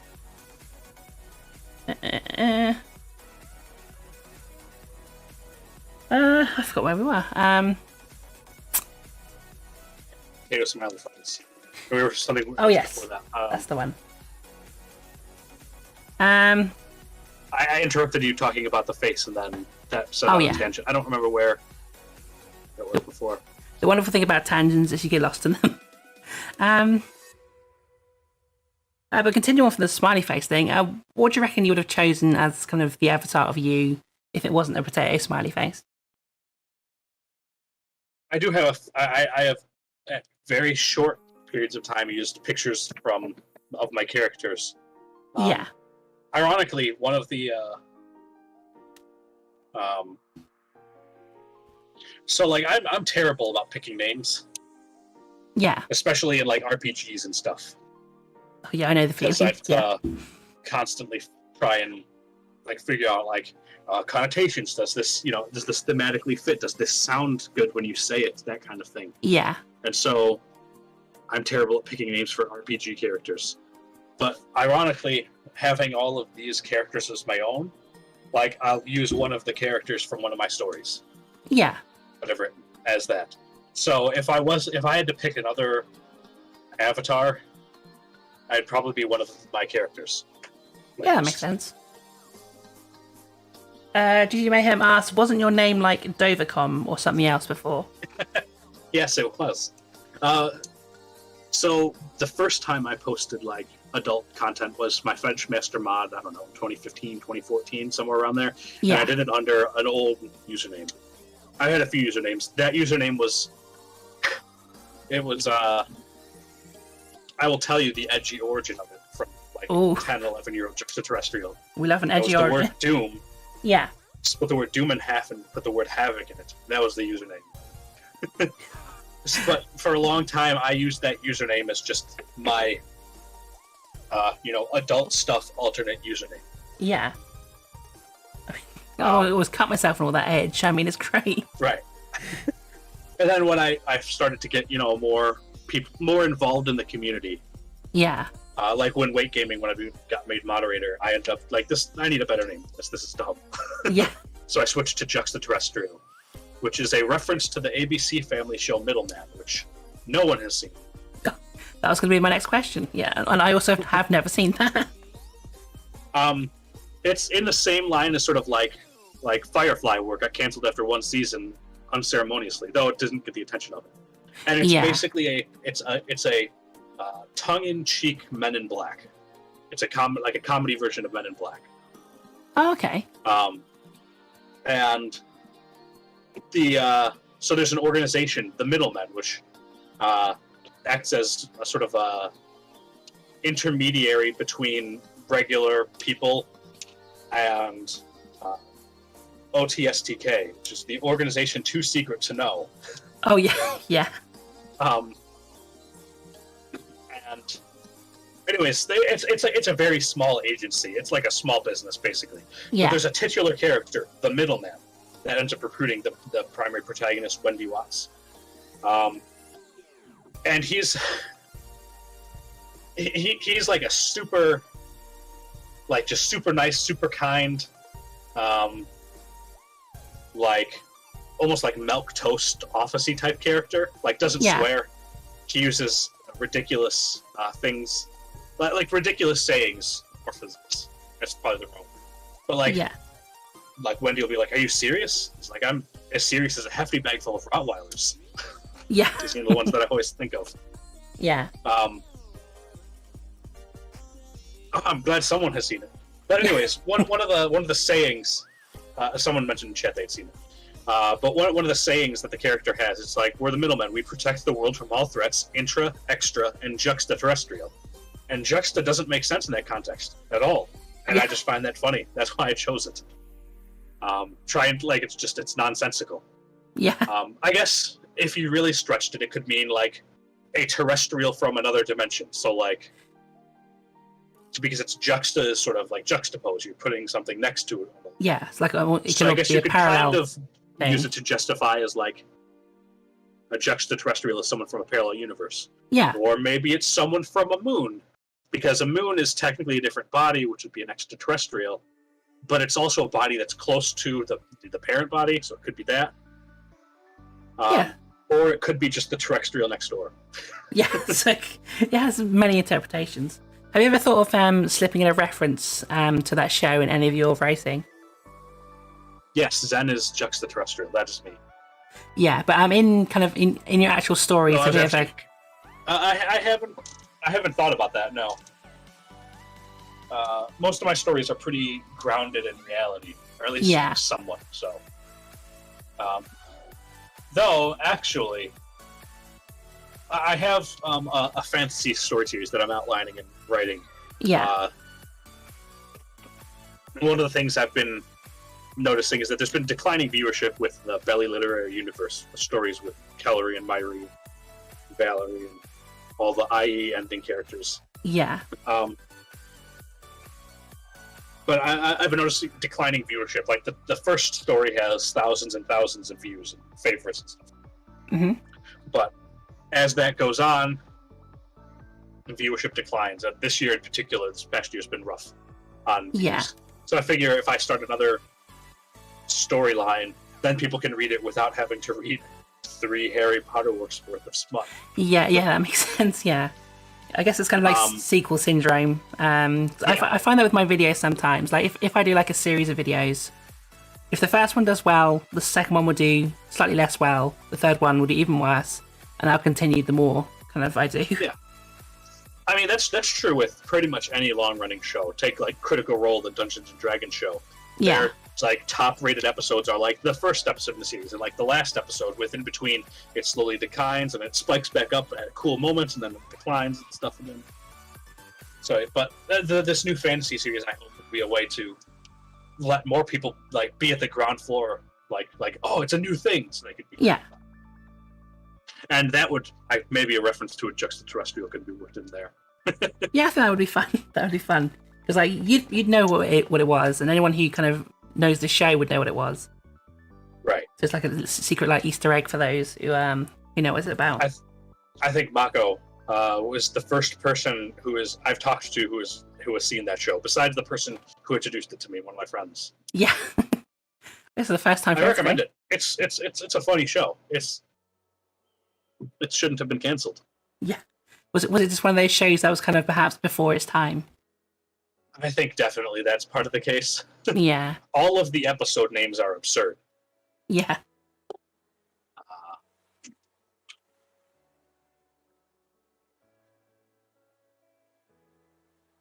The palindrome, reversal palindrome. The cursed tuba contingency. These are great. Yeah. The flying fish zombification. It's all ridiculous. It's all over the top intentionally, and it's a lot of fun. It's also based on a comic. I don't know much about the comic. I've only seen the show. Oh yeah, okay, yeah. No, that definitely sounds like a fun time. Like, I could definitely see that kind of thing doing very well now in time where kind of a lot of works are kind of like satirizing where they came from or kind of looking back on where they came from, and then that kind of show where it's kind of gets to be ridiculous with the genre, maybe kind of definitely suits now. Another show I have to compliment the writing on is that I've watched recently multiple times is The Good Place. Yeah. I don't know if you've seen it, but I haven't seen it, but I've heard phenomenal. Good things. Yeah. You should watch it right now. We should watch it on stream. I guess watch it on stream. Let's get my stream taken down. Yeah, maybe don't do that then. Yeah. No, it's a fantastic show that I'm not going to talk too much about because it's not about that. But it's just also I don't want to spoil anything because of how awesome it is. Yeah, I think it's one of those things where it's recent enough where people still want to watch it and don't know what happens yet. So no, I won't. Never mind. I'm not. Can't spoil things. Quick, hold your tongue. The writing on it is very good. Yeah, I think I'll definitely put that like on the top of my watch list because I'm always looking for new things to watch. Right, let's unravel the tangents a bit. Try and find where we were. Let's digress a little bit. Yeah. So with weighted grades, how long did that take you to write from start to finish? Let's see if I can give you a positive, a solid answer.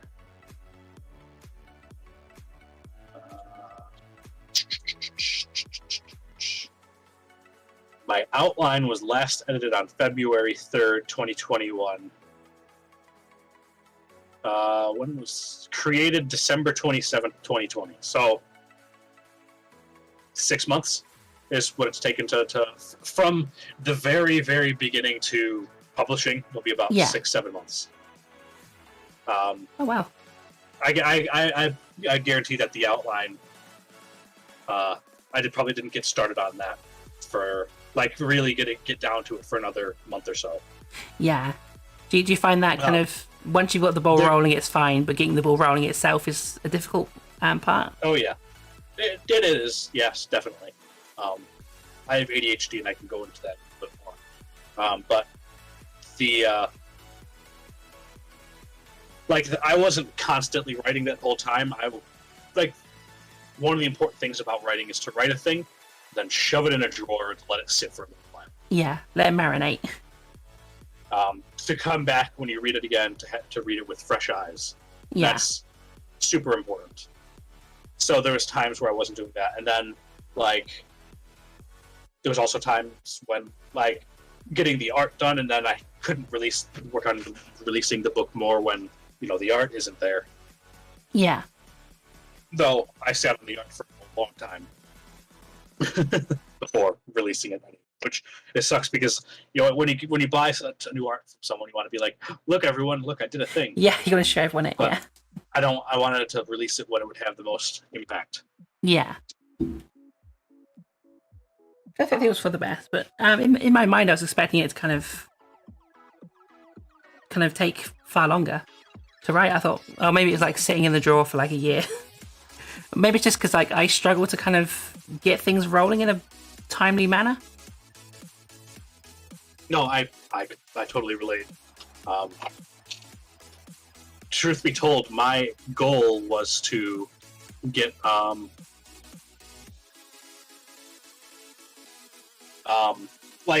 of my goals that I never even started was to kickstart my non-fetish, not adult writing thing, was to write 6 crappy romance books. Yeah. And then release them 1 month after the other. Because as I know something about marketing. I'm not a marketing master or anything, but when it comes to books, I have done a lot of reading of how people have marketed their books. Yeah. And one of the important things is keeping things visible to your audience. So, honestly, doing what George R.R. Martin does, release a book and then take a long time to write the next book. Not criticizing him, I'm just saying, the old way of writing this epic book and then publishing it, and then 3 years later releasing a book. That these days that doesn't work unless you get extremely lucky. Yeah. You want to try and hit it's like a resonance is the way I see it. Mm. So when you're on a swing, you kick your legs forward to go forward, and then you put them back and go back. You can't just kick them back and forward willy-nilly to go faster. You have to do it at a specific point. Yeah, that makes sense. Yeah. So the idea is that if I wrote these 6 crappy romance novels, I could release a book, and then by the time a bunch of people have read it, I release another one. Then by the time people have read that, I release another one to keep my name in their minds, to keep my stories in their minds, so that when I release another one, they want to buy it. That was my reason with the story series, the Belly Literary Universe, to release so frequently, so consistently. One, with consistently, I wanted to be able to just be able to write and not constantly put off writing. I wanted to just be able to do a thing and put it out.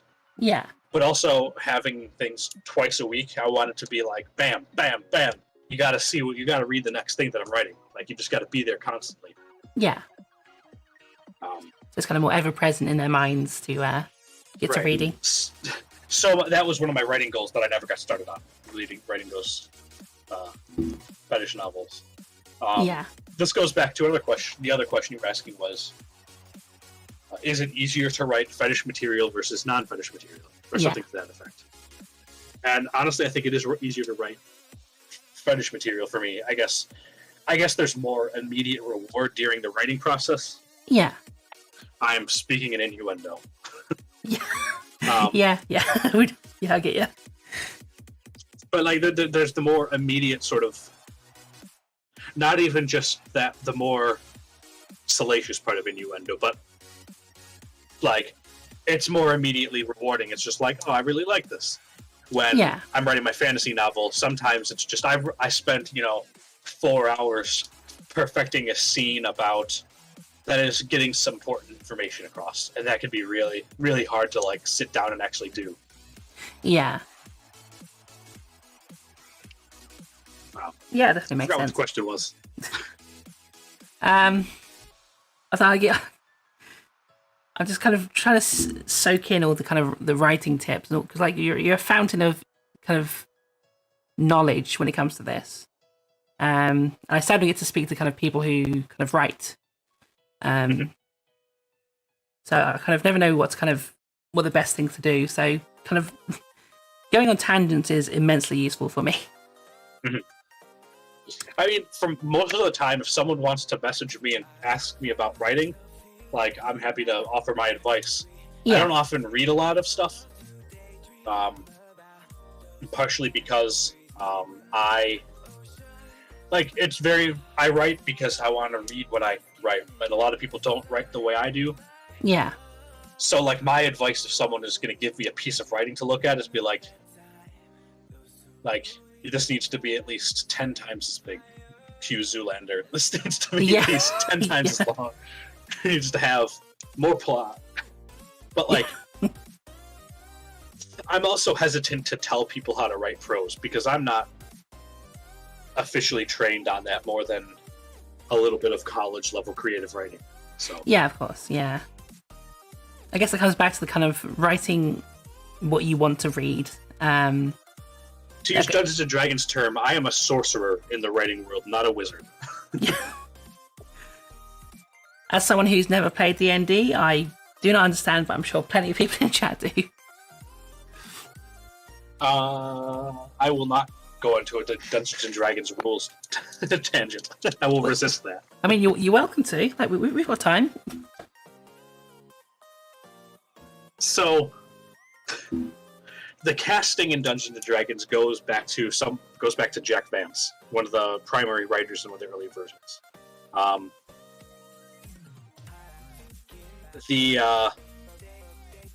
So wizards in Vancian magic systems written by this Vance guy. Yeah. In Vancian magics, a spell is something that you memorize and that has its own life in your head. Yeah. And then when you cast the spell, you forget that spell. So every day, wizards in D&D, they have to wake up and they have to study and memorize spells again. So they can only have as many spells as they memorize. So once they're out, they're out. Yeah.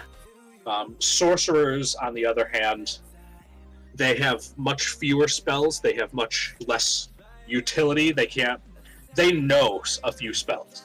Yeah. And then they can pew pew pew them out as they need. Yeah. Whatever they want. As long as they have power left, they can keep throwing out spells. Yeah. Their magic is fueled by force of personality versus the wizard's intellect and studies. So when it comes to writing, I am a sorcerer. I just have this stuff in my head and just pew pew pew. I haven't studied the proper stuff, the proper sort of outside of like the basic levels of literacy. Yeah, that makes sense. I'm more of a storyteller in that regard. Yeah, I think being a storyteller is an absolutely integral part of kind of writing.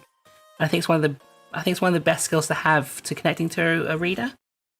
Because there's people who can write, that's great, but if you can't kind of connect with the reader, then you're kind of not really doing half your job. You're putting the words on the page, but you're not kind of telling the story. Mm-hmm.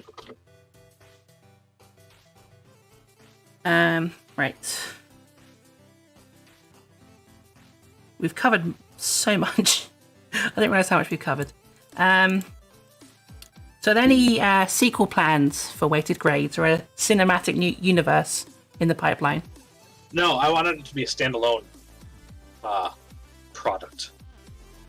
To contrast with my ridiculously long reading backlog for people to read. I wanted to have something that people could buy and read and have that as a full, complete product. Yeah. I'm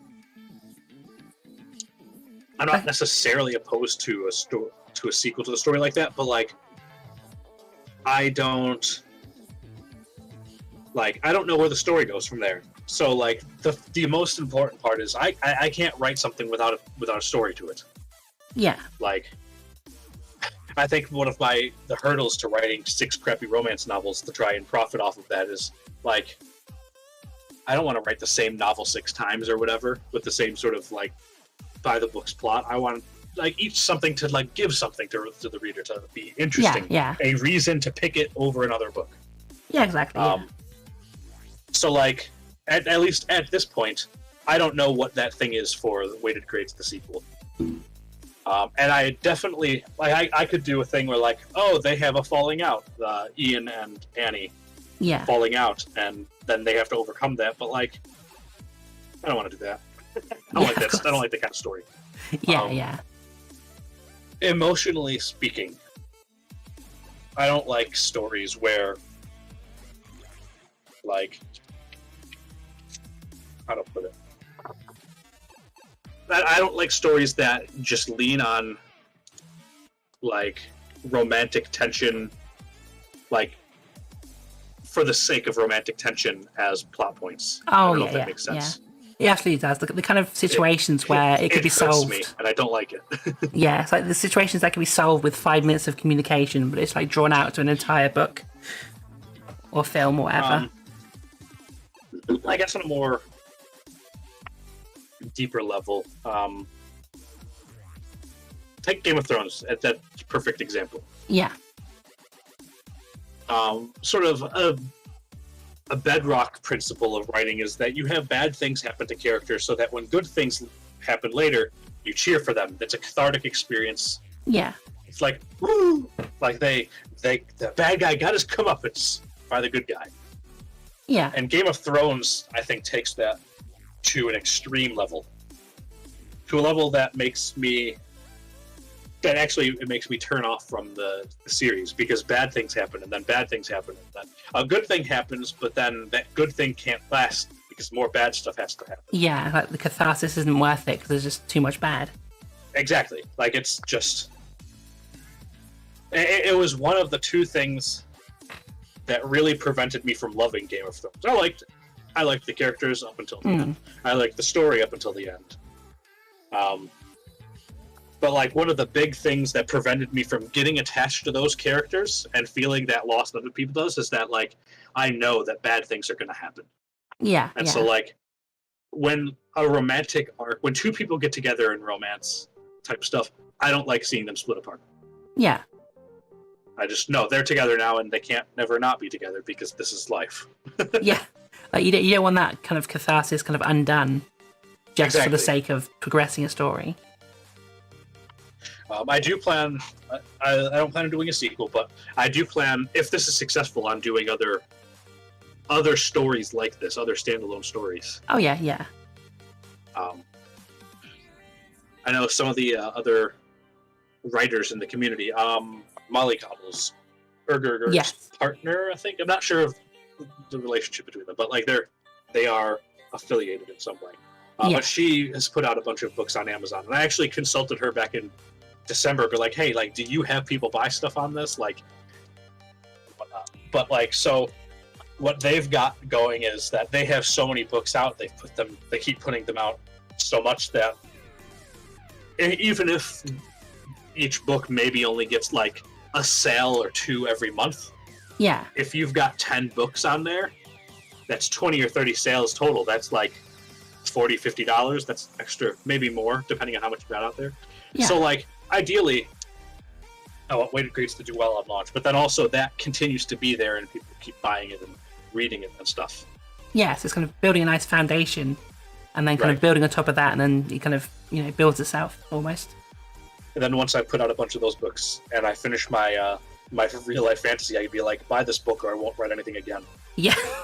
Hold the community hostage. Just hold your kink for it. No belly unless you buy. Yeah, pretty much. I wouldn't put it like that. The way I would phrase it would be like, like this is if you want. Like I want to keep writing this stuff, but like I need you guys to support me in this endeavor. Basically, Yeah. Like this is like that. I really like my fetish writing and stuff. I think it's it ranges from pretty good to quality to good quality. Yeah. But like I want this fantasy book to be like something that people will read 100 years from now, hopefully. Yeah, like people will go back to it like, oh, this is one of our kind of the early works of the king, back in the early decade or two that was around. I mean, the non-fetish one specifically. I want people to look at it and like, cool. Though it does kind of, I do kind of imagine a scenario. Let's say the regular book does take off well enough that some people would be willing to interview me. Yeah. And then, if there's any interviewer doing their research, they're gonna. There's a split between my online persona and my real one, but it's pretty flimsy. Let's be honest. I'm sure that it would be trivial to find a connection with anyone looking. But I'm just imagining being on like the Today Show, and then them trying to call me out for, like, oh, you wrote a lot of sexual content too, haven't you? Or something. And then you could be like, oh, did you enjoy it? What did you think of the bellies? That's probably the best. That's probably the best way to go about it. Yeah. It's like you got to kind of own it because it's like it's part of your kind of history. It's part of your kind of journey as a writer is writing that kind of stuff. Like it may not be what some people like, but it's still part of you. It is a big part because I plan on advertising to the audience I'm building right now. Yeah.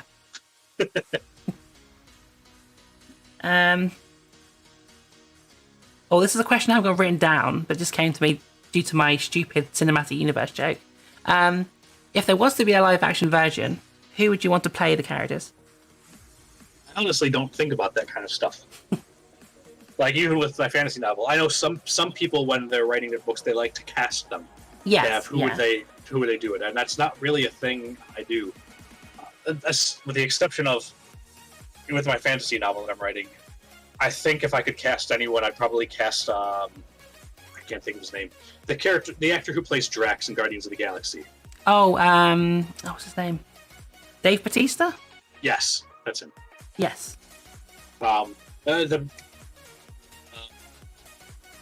one or two sentence synopsis for that book is a caveman makes a deal with a death cult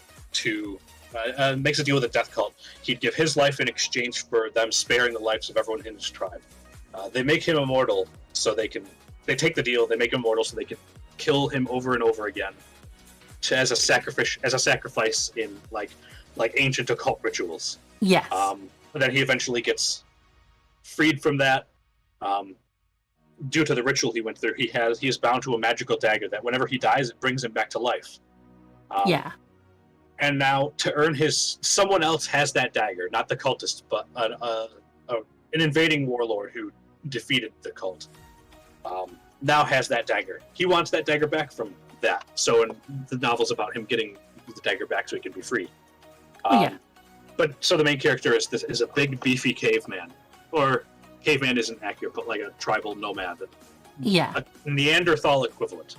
Yeah. And I think that Dave Bautista would be a good fit to cast for that. But as for my fetish stuff, so there's a few male characters. They are meant to be self-inserts for the most part. Yeah. So I definitely don't have anyone in mind for them. But for the female characters, this is going to be weird, but for part of writing weighted grades, I imagined the description is completely wrong for the character, but I imagined her a bit like Skylar from Breaking Bad. I almost am ashamed to say that. Okay. Because of how much I hate Skylar from Breaking Bad.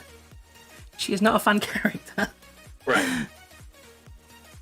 But she's still at the very least clever. But I wouldn't cast her as that. But that's kind of someone I had in mind for that. Someone who could kind of portray that kind of similar kind of intelligence kind of thing. Ian is again a self-insert character, that was one of the beta reader feedback things that I didn't act on.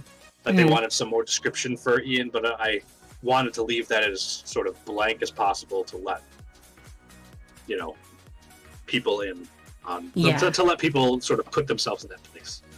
Yeah. Do you feel that kind of this kind of writing kind of is better served with, instead of having a protagonist that you kind of describe to them, having kind of someone slip into that place instead? Do you find those stories are more successful?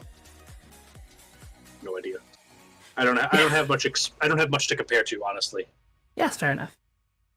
But do you prefer to write the self-inserts, or do you prefer to kind of flesh out a protagonist? I don't know if I have a preference. I actually kind of prefer writing female characters. Yeah. It is harder perspective-wise. But I think that being harder makes me think more about it. Yeah. I've especially with like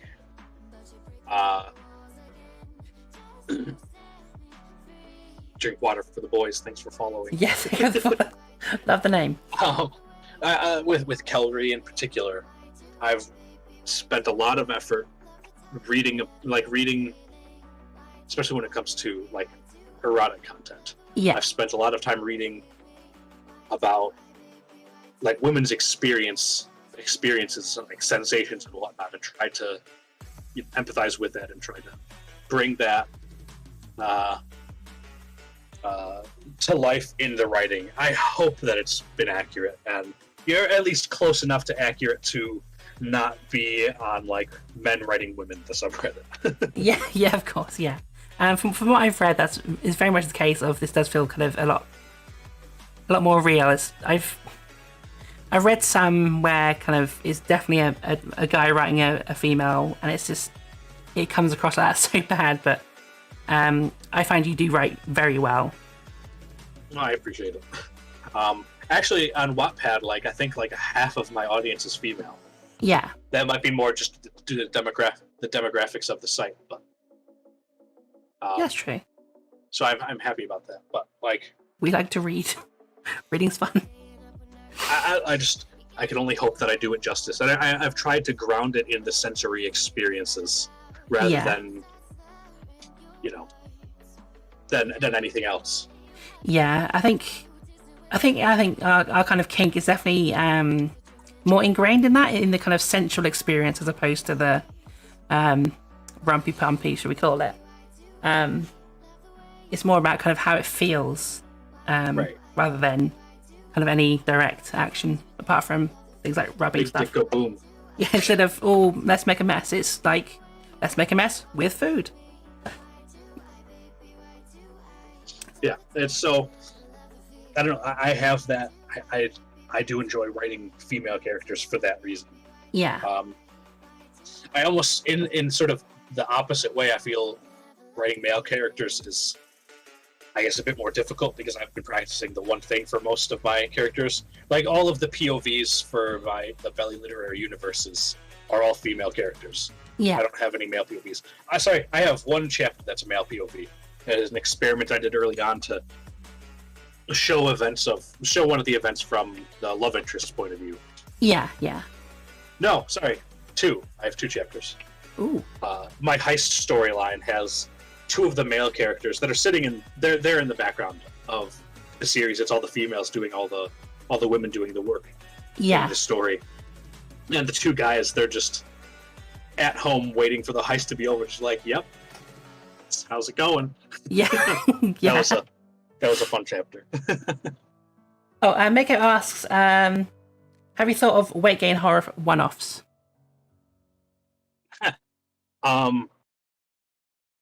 One-offs? No, but I have had in my head this idea. I had a dream. It was kind of a nightmare, but it was also kind of like a fetish dream, and so that sort of infected my brain a little bit, and I've been wanting to bring that to life. Yeah. It's a vor story in particular. Yeah, that makes sense.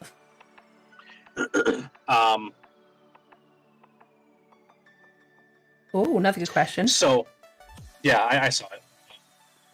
Have you considered a horror one-off?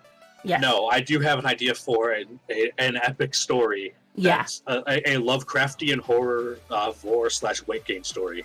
Yeah. That I really want to write. And actually, I did a survey of my community, like the people who are fans of my work. I did a survey. It's got a good percentage of respondents. Yeah, yeah. And most of them were like, lol, no. So I'm not going to be writing that story, which makes me sad. Someone mentioned the hand gestures, and I do gesticulate a bit. But I don't have that much jewelry or tattoos. I don't dress like that. But, Actually, so I'm not going to be writing that horror story. But I'm going to be doing that fantasy story I mentioned before is the aftermath of that horror story. Okay, so at least I can refer to events that happened in the past with that. Yeah, so you kind of get a flavour of it without having kind of the whole vor subject that turns people off, I guess. I get why people don't like it. I completely get it. Yeah. I only acquired that taste literally like 2 years ago. Yeah. So it's definitely one of those things which is definitely an acquired taste. So yeah, Zephyr asks, have you considered a weight gaming short story jam? Weight gaming, I don't think that's a thing we're going to do. Yeah. I have briefly in my brain considered doing something like a writing jam, like having a small reward and having people write stories about what I want them to write. But that feels a little bit exploitative. It's just me doing it. It's like, you need to write this good stories about bellies, and then if you like it, if I like it, then I give you money. Yeah. That's a commission with more steps. I guess it is, yeah. But no, we want to encourage like primarily game development and game development skills for the game jams. Yeah, so I guess we kind of just have to keep an eye out for those who score highly in the writing category during the game jam, as opposed to having a kind of specific jam for story-based stuff. Sorry, I missed the first part of the question. Oh no, I was just saying that it's probably you probably just look for those who score highly in the writing and story parts of the game jams, as opposed to having a jam of itself. Right. Oh, I actually have a question for you, since you were a judge in the game jam as well. I'm curious what your method was for grading everything. Like for deciding with 42 games, deciding which one is better than the others. I kind of try to mentally wipe the last game I played out of my mind before playing the next one. So I just went through all of them alphabetically, and then before I played the next one, I just forget the last one, and just try and judge them all individually, and then kind of see how they kind of lined up. And if they were two kind of similar, I'd kind of go back, play them again, and see if my numbers needed adjusting. And just kind of keep doing that until I ended up with what I ended up with. I guess I did a more methodical approach, I guess. Yeah. My method was I play the game, I give it a preliminary score. Yeah. Just kind of like 50, 25, like 25%, 50%, 75%, maybe a little bit in between that. Yeah. And then move on. And then once I graded all the games, I went through each category, sorting from best to worst. And I went from the top down and been like, is number 1 in this slot better than number 2? Yeah. No? Swap them. And then I do 2 versus 3. And like if I need to swap them. And then just go down the line and swap the scores until I came up with a final score. And then do that for each category. Yeah, so that made it. That's one of the reasons why it took so long, because having to really drill down and be like, these games are both very good, but you know what? This one gets 2 more points on art because I refuse to have two scores that are like tied in it, because I don't want I want to avoid ties if possible. Like they're a game has to be better than another one, even if it's just by 1 point out of 500. Yeah, because there's got to be something in that game that's kind of puts it up a little bit more than the one behind it. But I think my method of judging was not very methodical. It's a lot like me, not kind of possessing much logic and just kind of throwing myself into it, hoping for the best, and then making amends later. Yeah, it kind of worked. So I think we all had kind of very similar rankings, I think, for most of the games. I think so, yeah. I think that's the benefit of having a bunch of score categories. Yeah. Rather than just trying to pick the best game, because that's super dependent on, taste. But if you're trying to be like this game objectively had amazing sound effects, or this game had pretty objectively really good art. Yeah. It makes it harder for us as judges to be to play favorites. Yeah, exactly. Yeah. Yeah, I thought it was very useful because there were some games that had spectacular writing, but they're kind of the programming skills weren't quite there, or there was the kind of the opposite. Is all game and not really much writing, and they all kind of serve different audiences, and you can't really judge a fish on its ability to run on land, as you can't judge an elephant on how well it swims. Yeah, one of the things we added for this past jam was the music sound category. Yes, because I don't think we had that the previous 2 years, but with people like Cozy sometimes, Cozy Lad at the time, Cozy sometimes now, the music he makes is it's his musical abilities are like witchcraft, in the same way that Gerg's RPG Maker stuff is witchcraft. Yes, yeah. Yeah, I think that was a really good category to add because there was some absolute bops in some of the games. I'm glad to see kind of more people kind of incorporating kind of a musical element into their games instead of just having kind of a silent piece. The generic RPG Maker music. Yeah, that gets drilled into your head after a while. You just get sick of it. It just plays in your nightmares after you've played so many RPG Maker games.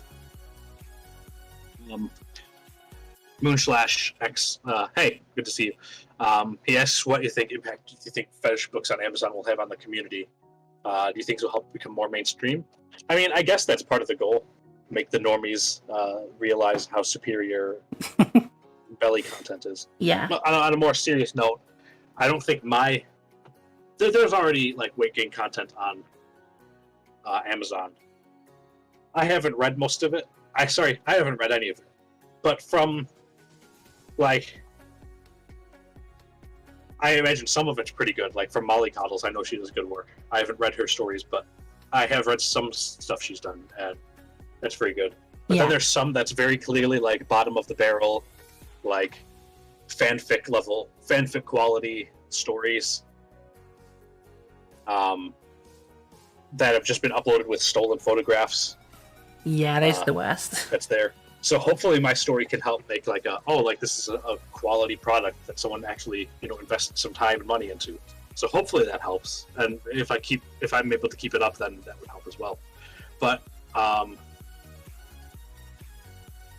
was actually talking about this very briefly in a tweet recently with Rain, an SSBBW model. Yes, Rain.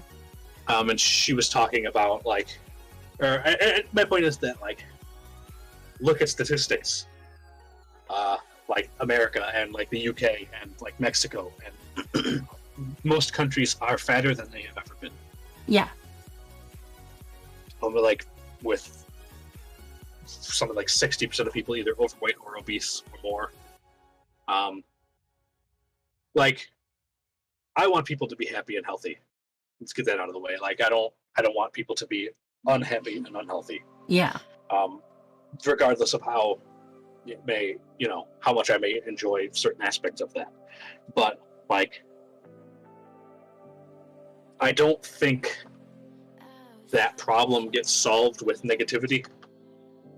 Yeah. I think if I was to promote a solution for that problem, that would be comprehensive education reform that would include like teaching from a very young age concepts about eating, about, you know, teaching kindergartners that, like, you know, it's possible to eat too much, and just leaving it at that. And then as they get older, introducing the concept of like exercise, and staying healthy, and making sure that kids eat properly, and making sure that, you know, every country has access to quality foods, and, you know, all of these sort of things. I don't think that's going to happen, though, unfortunately. No, educational budgets seem to be shrinking by the year, so I doubt it. Right. So realistically, what I think is going to happen is that, like, people are going to keep using food to cope for their problems. People are going to keep getting exposed to people with larger bodies, and I think just that exposure alone to people that don't look like Hollywood models, I think that'll make people want more of that. Like, thickness is in. That's the current trend right now. Yeah. And, you know, there's been previous, you know, trends like that. Like in the 90s and early 2000s, it was flat stomachs was just a thing.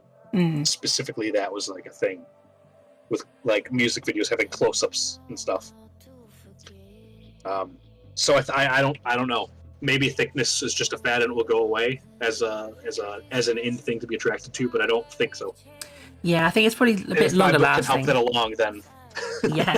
Yeah, I think representation and kind of having that opportunity to be allowed to find your body sexy no matter the size is incredibly important. Having stories out there which kind of view that body type as desirable, as something to be, you know, you're allowed to be sexually interested in, I think is very important. Especially having something kind of well written and presented like your work, like Molly Cottle's work. Not to crap on the stolen photograph fan fictions, but, you know, having that kind of well-written kind of stuff out there, I think is really important for the kind of representation of that sort of thing. I agree. Softening. Yeah. But now with World Gig Fab, we need more. We need more writing like yours. We need more art. We need more games. We need more of everything. Glorifying larger bodies. I've been considering doing, like, for weight gaming, doing, like, because they did a programming, like, crash course thing last year before the game jam. I've been thinking about doing one for, like, writing, just walking through my process of, like, creating a basic outline and then how to follow that outline, like just writing a story on stream. Yeah. For the next stream, and then the next stream go through and editing that process, showing all the steps. I've been thinking about doing that, but I need to find, you know, the time and whatnot. But no, I think that would be immensely useful, because I know the programming one, a lot of people found that helpful. I think some story and writing help would definitely help escalate the talents of everyone a little bit more. And I'd definitely tune in, because Lord knows my writing could use some work. Mine's not far off that fan fiction level. On a funny note about, like, representation, so I've uploaded my stories to Wattpad, because just trying to get more eyes on the content. And you can tag things with whatever you want, and then it will rank things on those tags. Yeah. I don't know how the ranking works. I don't think it makes much sense. But some of those tags go with normie stuff. Yeah. So, here, I'll post I'll take a quick screenshot and upload it and post it. Yeah, of course. Because I think it's funny to look at. That's really the only reason I bring it up. So while can I just paste this? Maybe. Fuck, no, I can't. Ah. I will need to save desktop.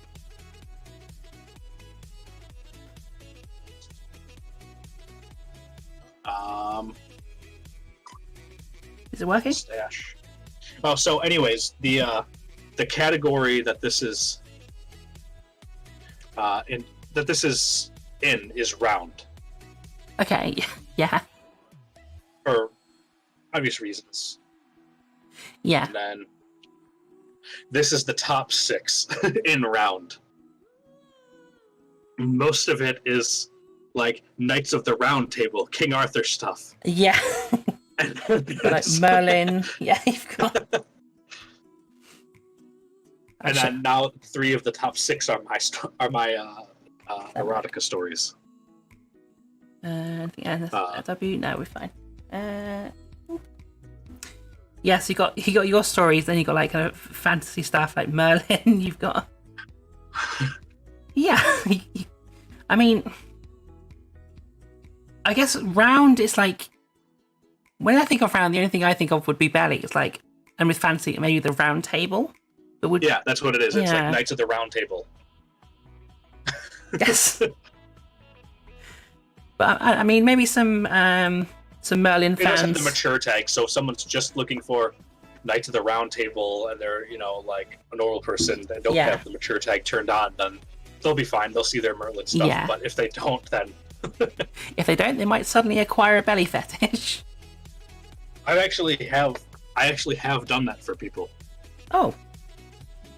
Converted them.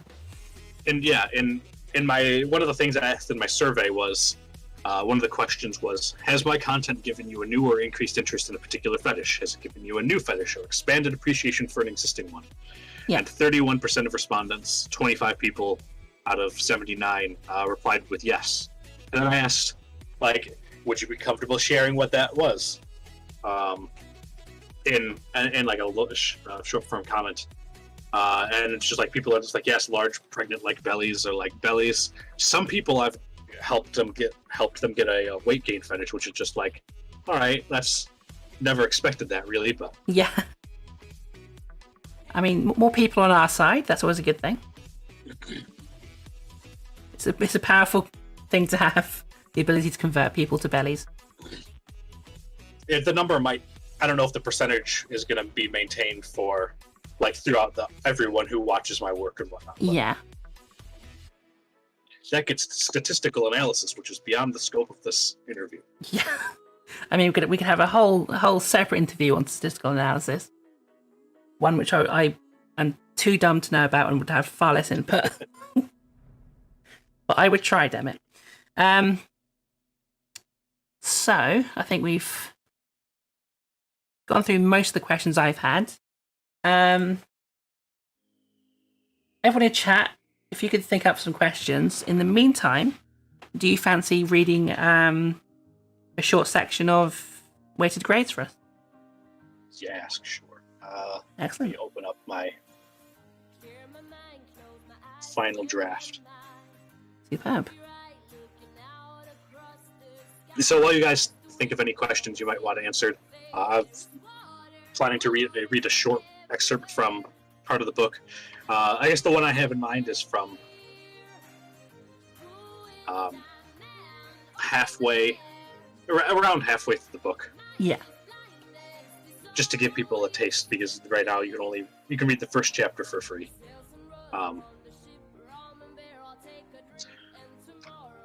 Excuse me.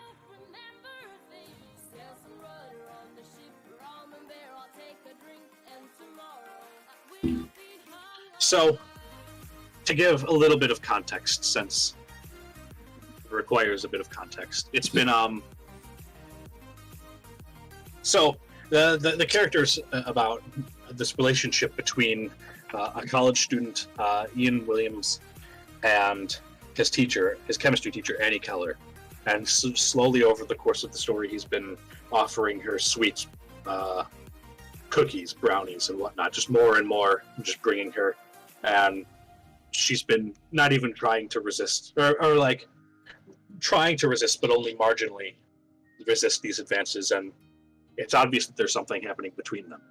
And this is the halfway point in the book. And there,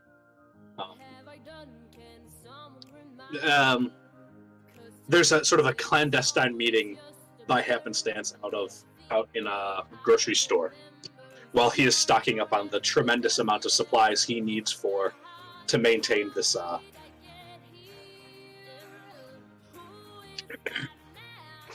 to maintain this incredible output of sweets.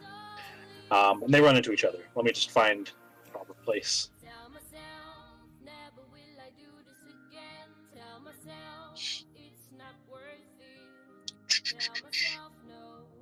Should have prepared the section ahead of time, but No, I it's fine. neglected to do that. It's fine. It gives people time to think up some questions.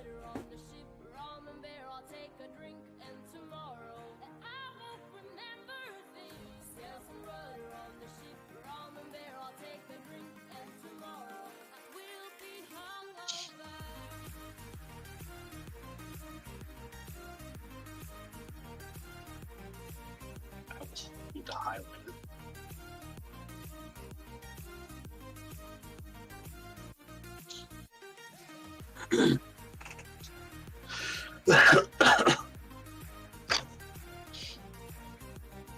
Alright, so they've been chatting a little bit as they've met in the sweater. She's dressed in not her normal school clothes. It's late night. It's a late night shopping run on Sunday, so it's like yoga pants and a shirt that's too small. So like you get to give context of the character. And Annie Keller says after Ian brings up the fact that like they're out of school, like they're like there's clearly something between them that like they're not so different. Like even though she's the teacher, he's not so much younger than them. They're actually close to the same age. And Annie relents a little bit. She says, "Well, I guess it would be okay for you to call me Annie in private, outside of school." And then Ian says, "I'm just going to read it as said instead of that." It says, "Okay, Annie," Ian said, accepting the progress. Silence fell between them. They locked eyes. Ian didn't move. He didn't dare. His heart pounded as his instincts went haywire. They demanded he kiss her then and there, or grab her belly, or offer to go on a date. But none of that felt right. The mutual attraction stewed. Annie took a deep breath as she slowly nibbled on her lip again. She glanced down at all the baking supplies in his cart. She bit her lip harder and blushed. Her eyes traced back and forth, looking at all the flour, the chocolate, peanut butter, and butter. With a hand against her bosom, she cleared her throat. "So, is this all this for me?" She looked back up at him with questioning, hopeful eyes. Ian chuckled breathlessly. He expected her to change the topic, but she had to know how charged the question was. And so he gave back an equally charged answer. "Mostly, the chips are for me. The rest, though, all of it is for you." His answer made Annie exhale sharply. Her lip twitched as she held back a grin. Well, you know," she stammered and brushed her hair over one shoulder. "I actually finished all of last week's brownies yesterday. Saturday morning. Well, very late Friday night. So I was craving something. All that ice cream," referring to the ice cream in her few calf gallons. She answered and looked down at her stomach while still trying not to grin. But as she gave the side of her belly a pat, her lips curled. That's a lot of ice cream," he commented with a smirk. Annie pretended to look offended. "And you bring me a lot of brownies." Her straight face broke into something a bit more desirable. She put her hands under her belly and hefted a little. I don't know what you're making grow faster, your grade or my waistline." And then that's where I'll cut off for it, because I like that line is a good cutoff, I think. It is good. Excellent. So it's a little sneak peek. I think I have to say that particular line, that last one, has been in my head for probably 10 years. It's a good line. No, that was good. That was a good section to choose from, actually. I enjoyed that one. Are you ready to take questions from chat? Sure, absolutely. Okay, so the first one is from Defat, who asks, so I've read that Stephen King forces himself to write 2,000 words a day minimum, even on his off days. What do you think of this practice, and do you do similar? I think 2,000 words a day is unrealistic for most people to set forward to do. Yeah. I do try to write every day, even though I've been failing a lot of that this year. I have ADHD, which means I have trouble motivating myself to do even things I want to do. Yeah. The way I get around that is by something similar to that, forcing myself to write a certain amount every day. So, like, the point of writing every day, I don't know if I haven't read Stephen King's book on writing, although a lot of people say you should. But for me, the important part of doing that goal every day is establishing the habit. Yeah. Getting into the mental things that when you sit down and you look at that blank page, it's time for you to get the words on the page. 2,000 words a day is insane. I have managed close to that at times. For example, I did National Novel Writing Month in 2014, 2015, somewhere around there. Yeah. That was actually the very first rough draft of my fantasy novel.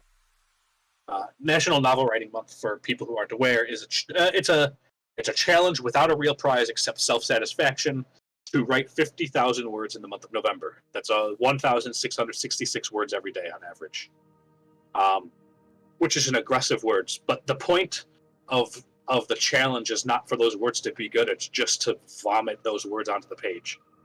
The magic in writing happens in editing. You can't edit words that aren't on the page. That's basically what it boils down to.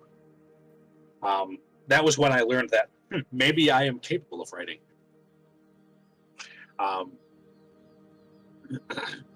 So the writing 2,000 words a day, that's NaNoWriMo if you put off the first week, basically. Yeah. If you procrastinate the first week. So, like, you could do it. But Stephen King is a madman who's been doing that for decades, and some of that was fueled by cocaine and scope, drinking scope. Yeah, I can imagine writing that much without some form of drug in my system. Yeah.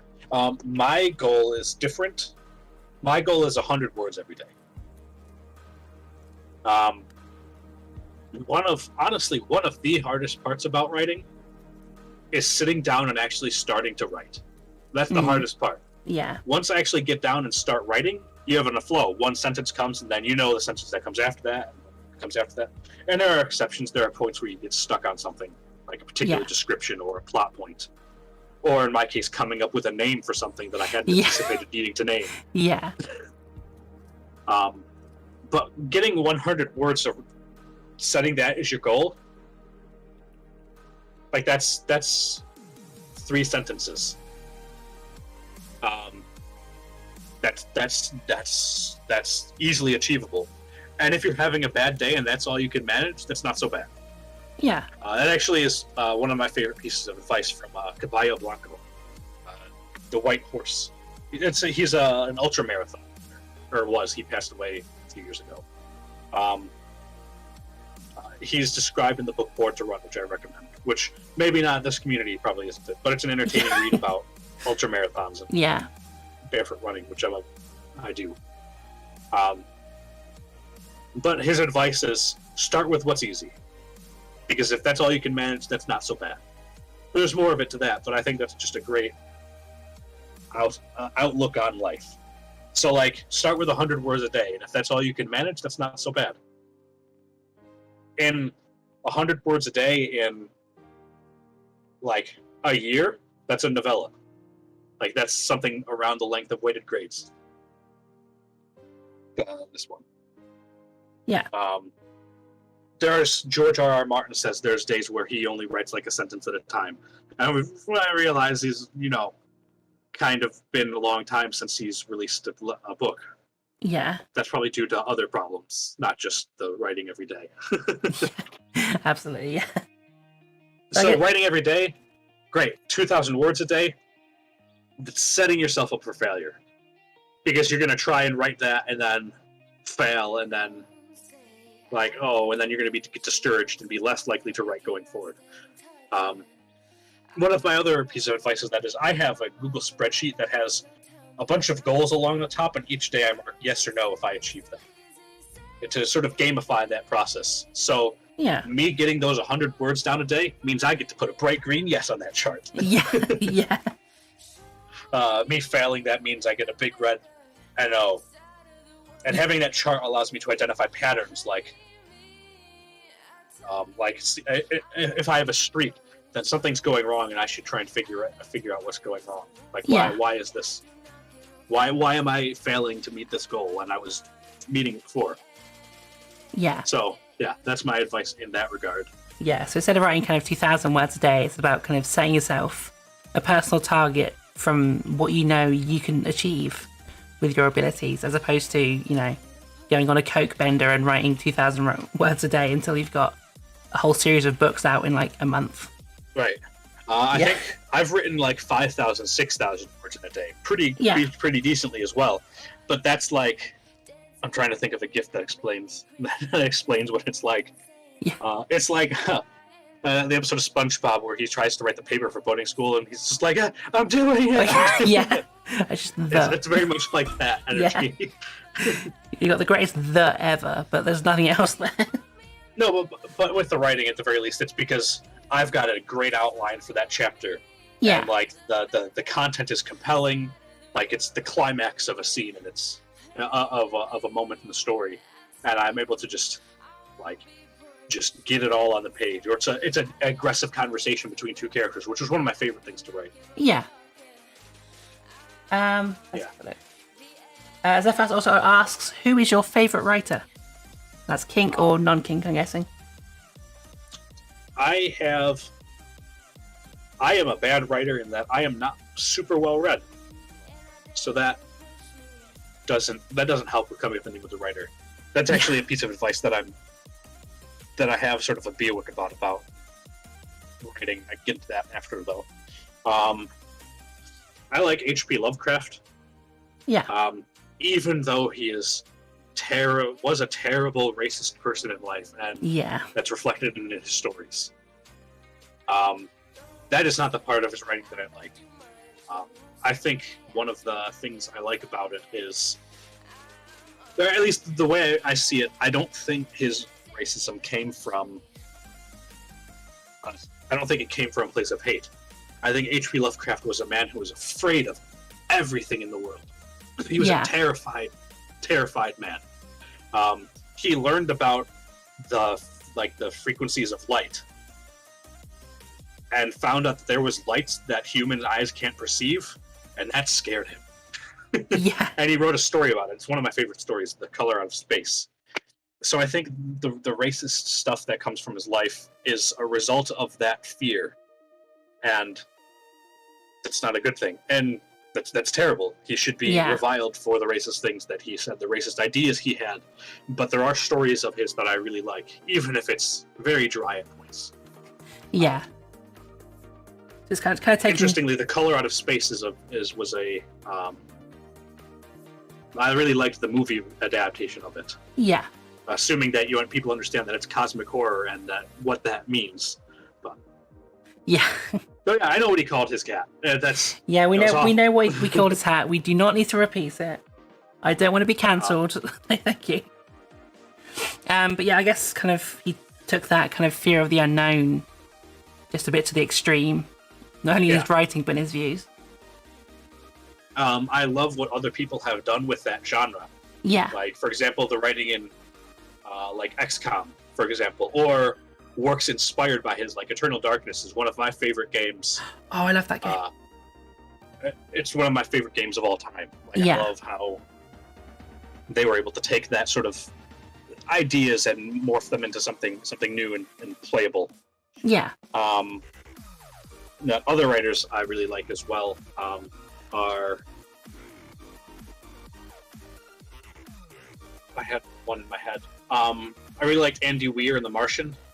Oh yeah, I think he took something that ended up being very technical, very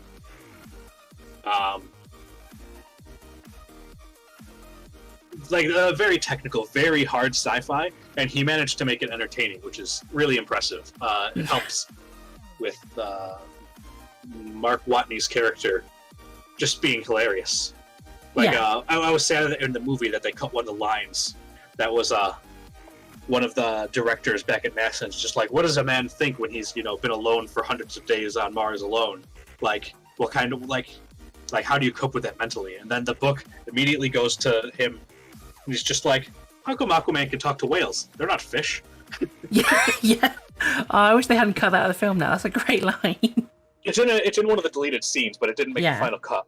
But it's just such a there's such a lot of great transitions in there, and Andy Weir does a great job with that. Yeah. Yeah,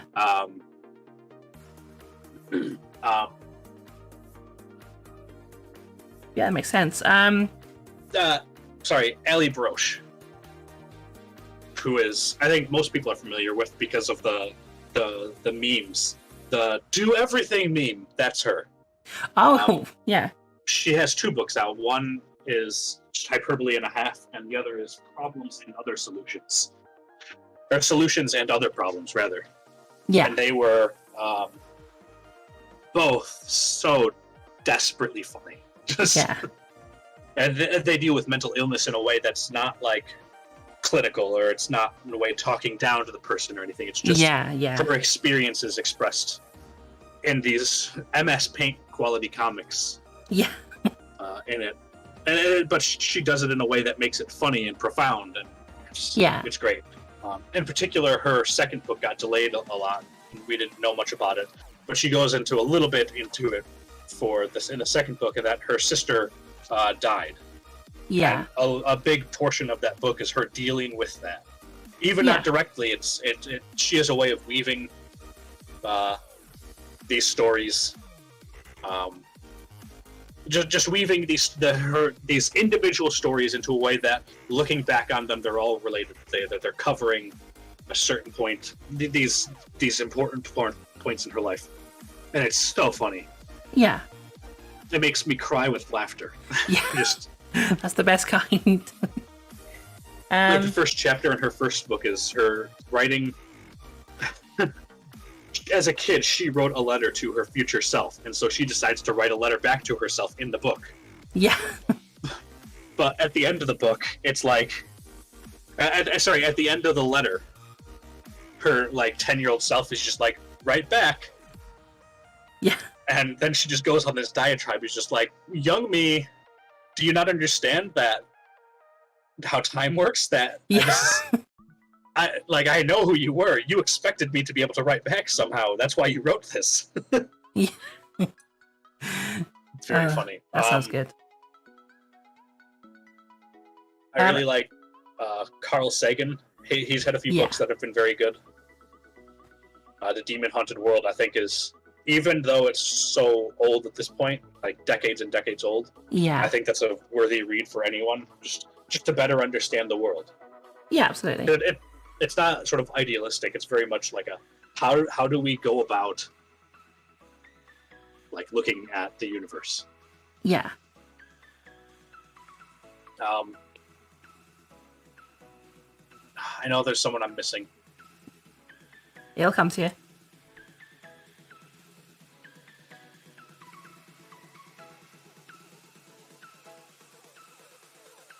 There's a lot of writing that goes into other media that I admire as well. The Good Place that I mentioned before, the writing on it is phenomenal. Yeah. Breaking Bad and Better Call Saul, the writers on that team are extraordinary with just how they're able to weave these plots and just create such interesting characters. Yeah. With with the words they give them, never mind the artists bringing them to life. Yeah. Vince Gilligan and the other writers on the team are great. I can't just name just the one person because they have a writers' room that's full of 8 people that they all contribute, and they're all amazing, and I don't know all their names. That's sad. Yeah. I'm sure they're not going to bother. They're not going to care about being. I'm sure that I doubt any of them are paying attention to any kind of fat-themed Twitches, so exactly. I'm sure they're not going to be breathing down your neck. Is there any? I know I'm going to be. Sorry, go ahead. Is there any writers in our community that? Oh yes, that's what I'm forgetting. Nerds. Yeah. Some bullshit. I think his writing is probably some of the best I've seen in the community. Absolutely, I can definitely agree with that. I mentioned a while ago that there's a lot to writing. Yes. There is a lot that goes into writing, just in the process. But there's dialogue, there's description, there's metaphor and structure. And I think Nerds has done such a phenomenal job with Some Bullshit, with all of those parts. Yeah. The dialogue, each of the characters feels so like themselves. Like Yeah. they have a distinct personality, and that comes through in their words, in their diction, and how they say things. Absolutely, yeah. Look, that's why I wrote the fan story. Yeah, yeah. I would love to write more stories about other people's characters, but a lot of the times they don't have. The character designs are beautiful in terms of artistic quality, but Yeah. they don't have much in the way of like who they are. Yeah. And to step into that character with me as wearing that character's mask, I need to understand where that character's coming from. Yeah. And I understand Emmy. Yeah. I understand Pro and Clara, and I understand where they're coming from. Absolutely. Like, I feel how they are, and I can write them. Yeah. They all have this very kind of tangible personality where you can. They're absolutely unabashedly them. They're not kind of similar to anyone else. They're absolutely themselves. Yeah, absolutely. I have to commend the writing on Smasher and Will of the Fix. Yeah.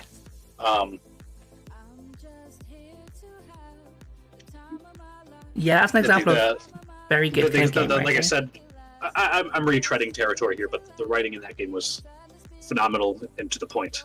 Yes, yeah. Yeah, it was a good showcase of good game writing, as well as kind of just good writing in general. It was a nice cross section of the two. Oh, the writers on Disco Elysium. I don't know if you've played Disco Elysium. You should definitely play Disco I've heard Elysium.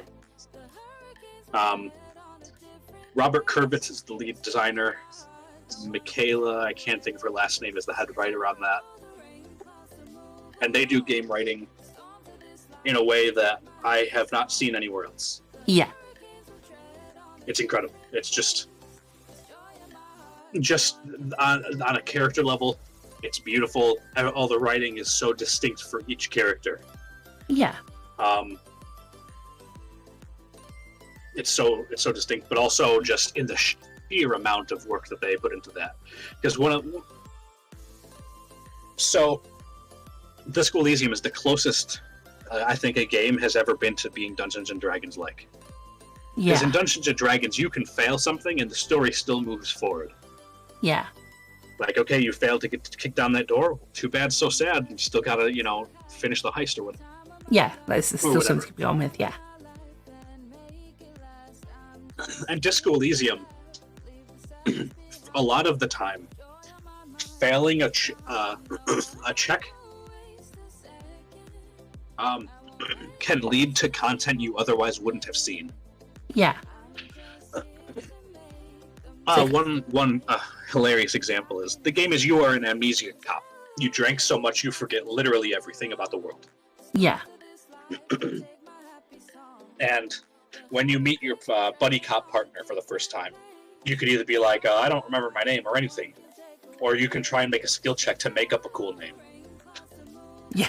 And if you fail that check, it's a conceptualization check, like an artistic skill check. Yeah. If you succeed, it's just like, no, now isn't the time. Like, your true name will be revealed in time. It's very foreboding. Yeah. But if you fail it, your conceptualization is just like, nah, I got you, bro. Raphael Ambrosius Cousteau.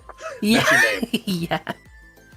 But one of the amazing things the game does is, if you choose to do that, you can introduce yourself as that, and you can keep that name the rest of the game. You can insist people call you that, and they don't know who you are. Of course they'll call you that. You just introduced yourself.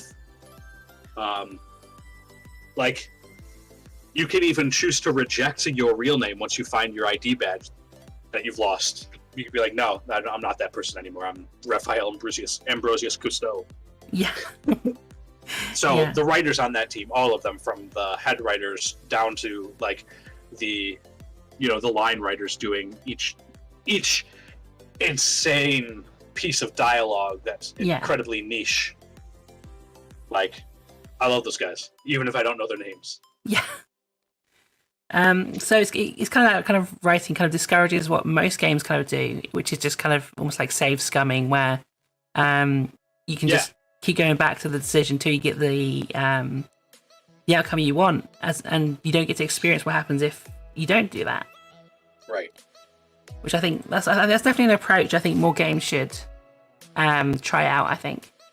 Oh, it's definitely worth it. One of the cool things I think it does is there is no fighting in Disco Elysium. I mean, there is a few instances, but I think so many games get bogged down with there has to be a fight. Yes. It doesn't matter what path you end up taking. There's going to be a fight somewhere because they need to justify the fighting mechanics being in the game. Yeah. Well, this is a murder mystery. There is a few instances where combat can take place, but it's very short-lived and it's done through dialogue and not like through game mechanics. Yeah. That the challenge is that how do you make the game engaging? How do you make a detective game, the game where you're trying to solve a murder, interesting? You go the Witcher 3 route and have just like you highlight stuff and like, oh, then you just follow through the story. But that's not really interactive all that much. Yeah. But the thing that Disco Elysium does is, I swear this isn't just a stream about selling Disco Elysium, but the thing that Disco Elysium does is that it gives your senses voices. Yeah. So the character's empathy has a character. The character's sense of logic has a character. The character's sense of like fight or flight response has a voice, and it pipes in on dialogue. So you'll find, for example, some footprints on the ground, and your visual calculus will be like, all right, here's what I think happened. And then another skill would be like, no, you're an idiot. Like, why would you think that? Like, clearly it's this thing. And the skills will argue amongst themselves. And how many points you put in each skill depends on changes how much it shows up in conversation. Yeah. So your drama skill, which is your ability to tell and detect lies, if you have that really low, you will miss people lying to you. If you have that high, you will pick up on subtle clues and be like, oh, this guy's lying to you. And then you'll have the option to press them on that. Yeah. And so the dialogue, the writing itself becomes the game mechanic. Or at least what triggers that dialogue becomes the game mechanic. So. Yeah, so it sounds like a really dynamic way of doing things. Because writing's usually kind of, it's not usually kind of so intertwined into what's happening. It just seems to be, oh, here's some exposition, or here's some witty one-liners, as opposed to kind of, here it is being part of the game itself. Mm-hmm. I might have to pick it up and try it myself, actually. It's on sale. Oh yeah, Steam Summer Sale. Yes. It's 35% off. It's definitely worth it. So yeah, after everyone's picked up a copy of Weighted Grades, also pick up a copy of Disco Elysium. Definitely, yes. And tell the devs to give Jux some money because he's pawned it off really well. Definitely sold me. It's one of the places I would consider trying to apply to as a writer, even though I might not be qualified. The funny thing is that the team had never made a video game before.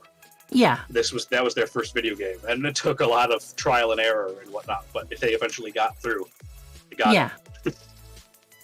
Like, that's the kind of thing, like, I kind of want to write my fantasy novel and then just be like, I wrote this book, is this good enough? Can I write and program games for you? Yeah. I mean, you never know until you try.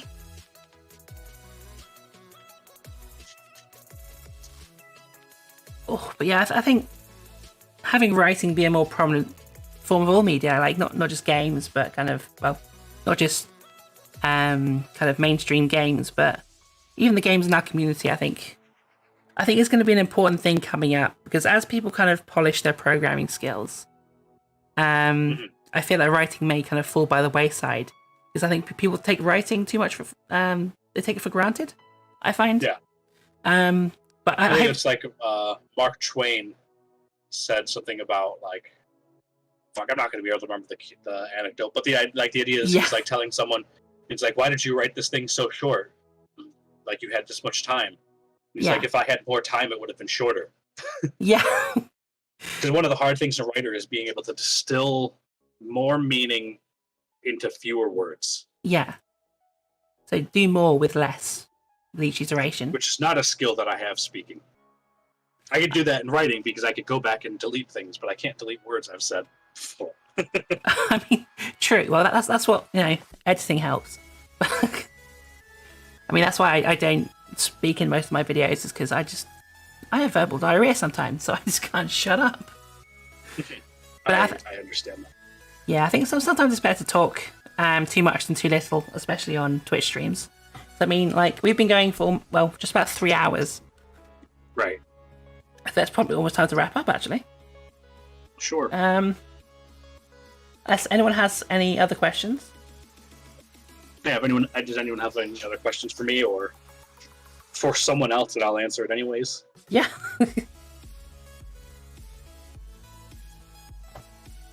So we've had some good questions so far. Or do you have any questions for the chat?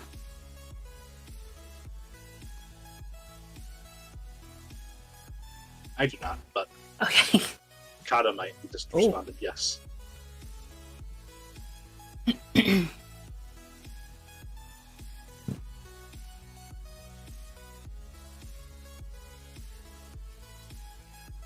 Suspense while we wait for him to type it out.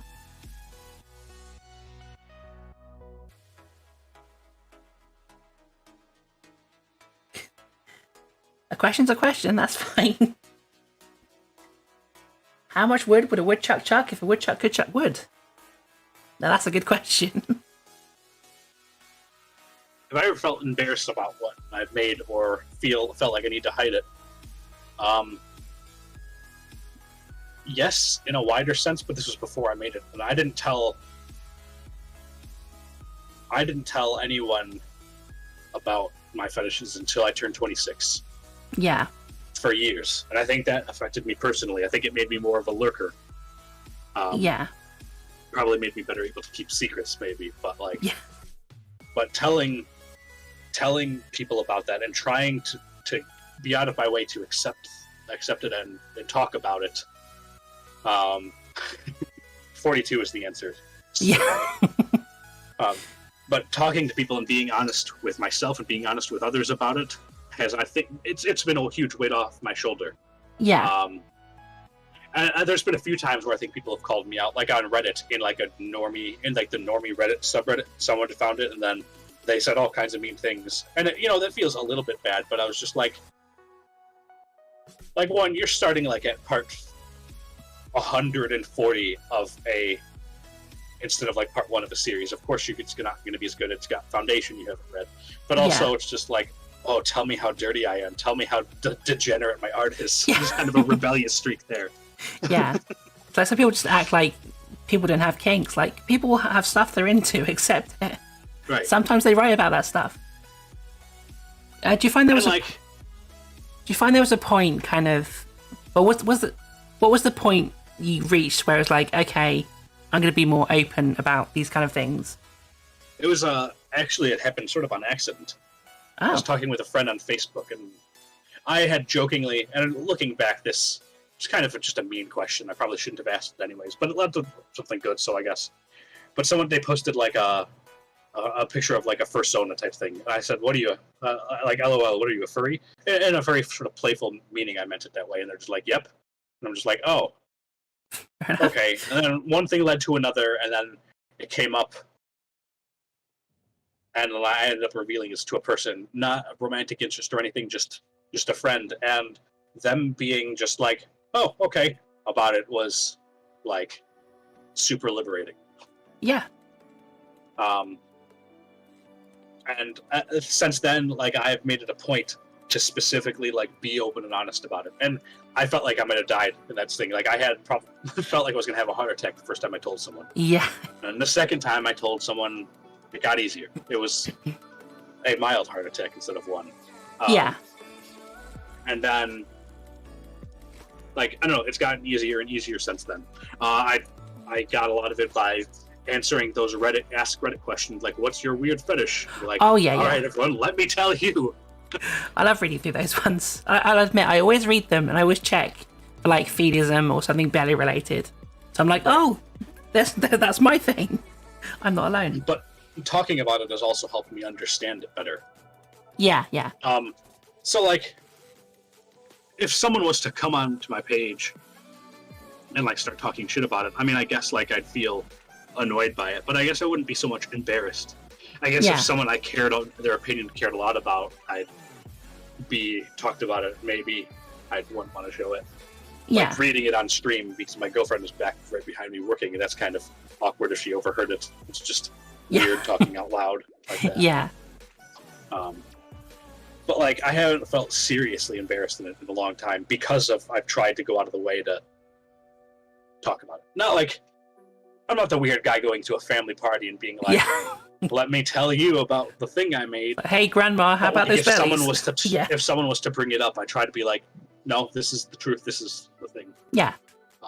So like, if you're asked about it, then I don't see the good that comes from hiding it, unless talking about it is going to get you ostracized in some way. Then don't do that. Yeah. Otherwise, like, nah, who cares? So guaranteed, whatever you do, there's going to be someone out there who hates it. Exactly. Yeah. Yeah, I think it's important to kind of accept ourselves and like kind of part of ourselves, and kind of have that freedom to be open with people, and also having that kind of social awareness, knowing when to talk about it. Yeah. Right. I think I've been kind of lucky in that I've just kind of, my group of friends has just slowly been kind of acquired from kind of fat and veganism places over the years. So I've just slowly been fading out the normies as the years go on. Right. But like, I have been kind of asked about the kind of stuff before, and I've been open about it. And as you said, it's kind of hard at first, but once after a few instances, it's like, this is just a thing. This is what it is. Do I ever fear I might lose my job? Blasticator.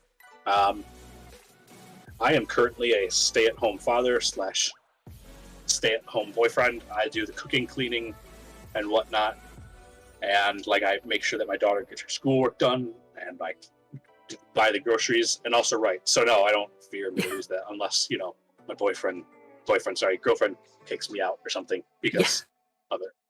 But she knows what it is. It's just so no, I do not have that fear. I understand some people might have that fear for obvious reasons, like especially if you work with kids, just doing any kind of adult content is really iffy, even if they don't intersect at all.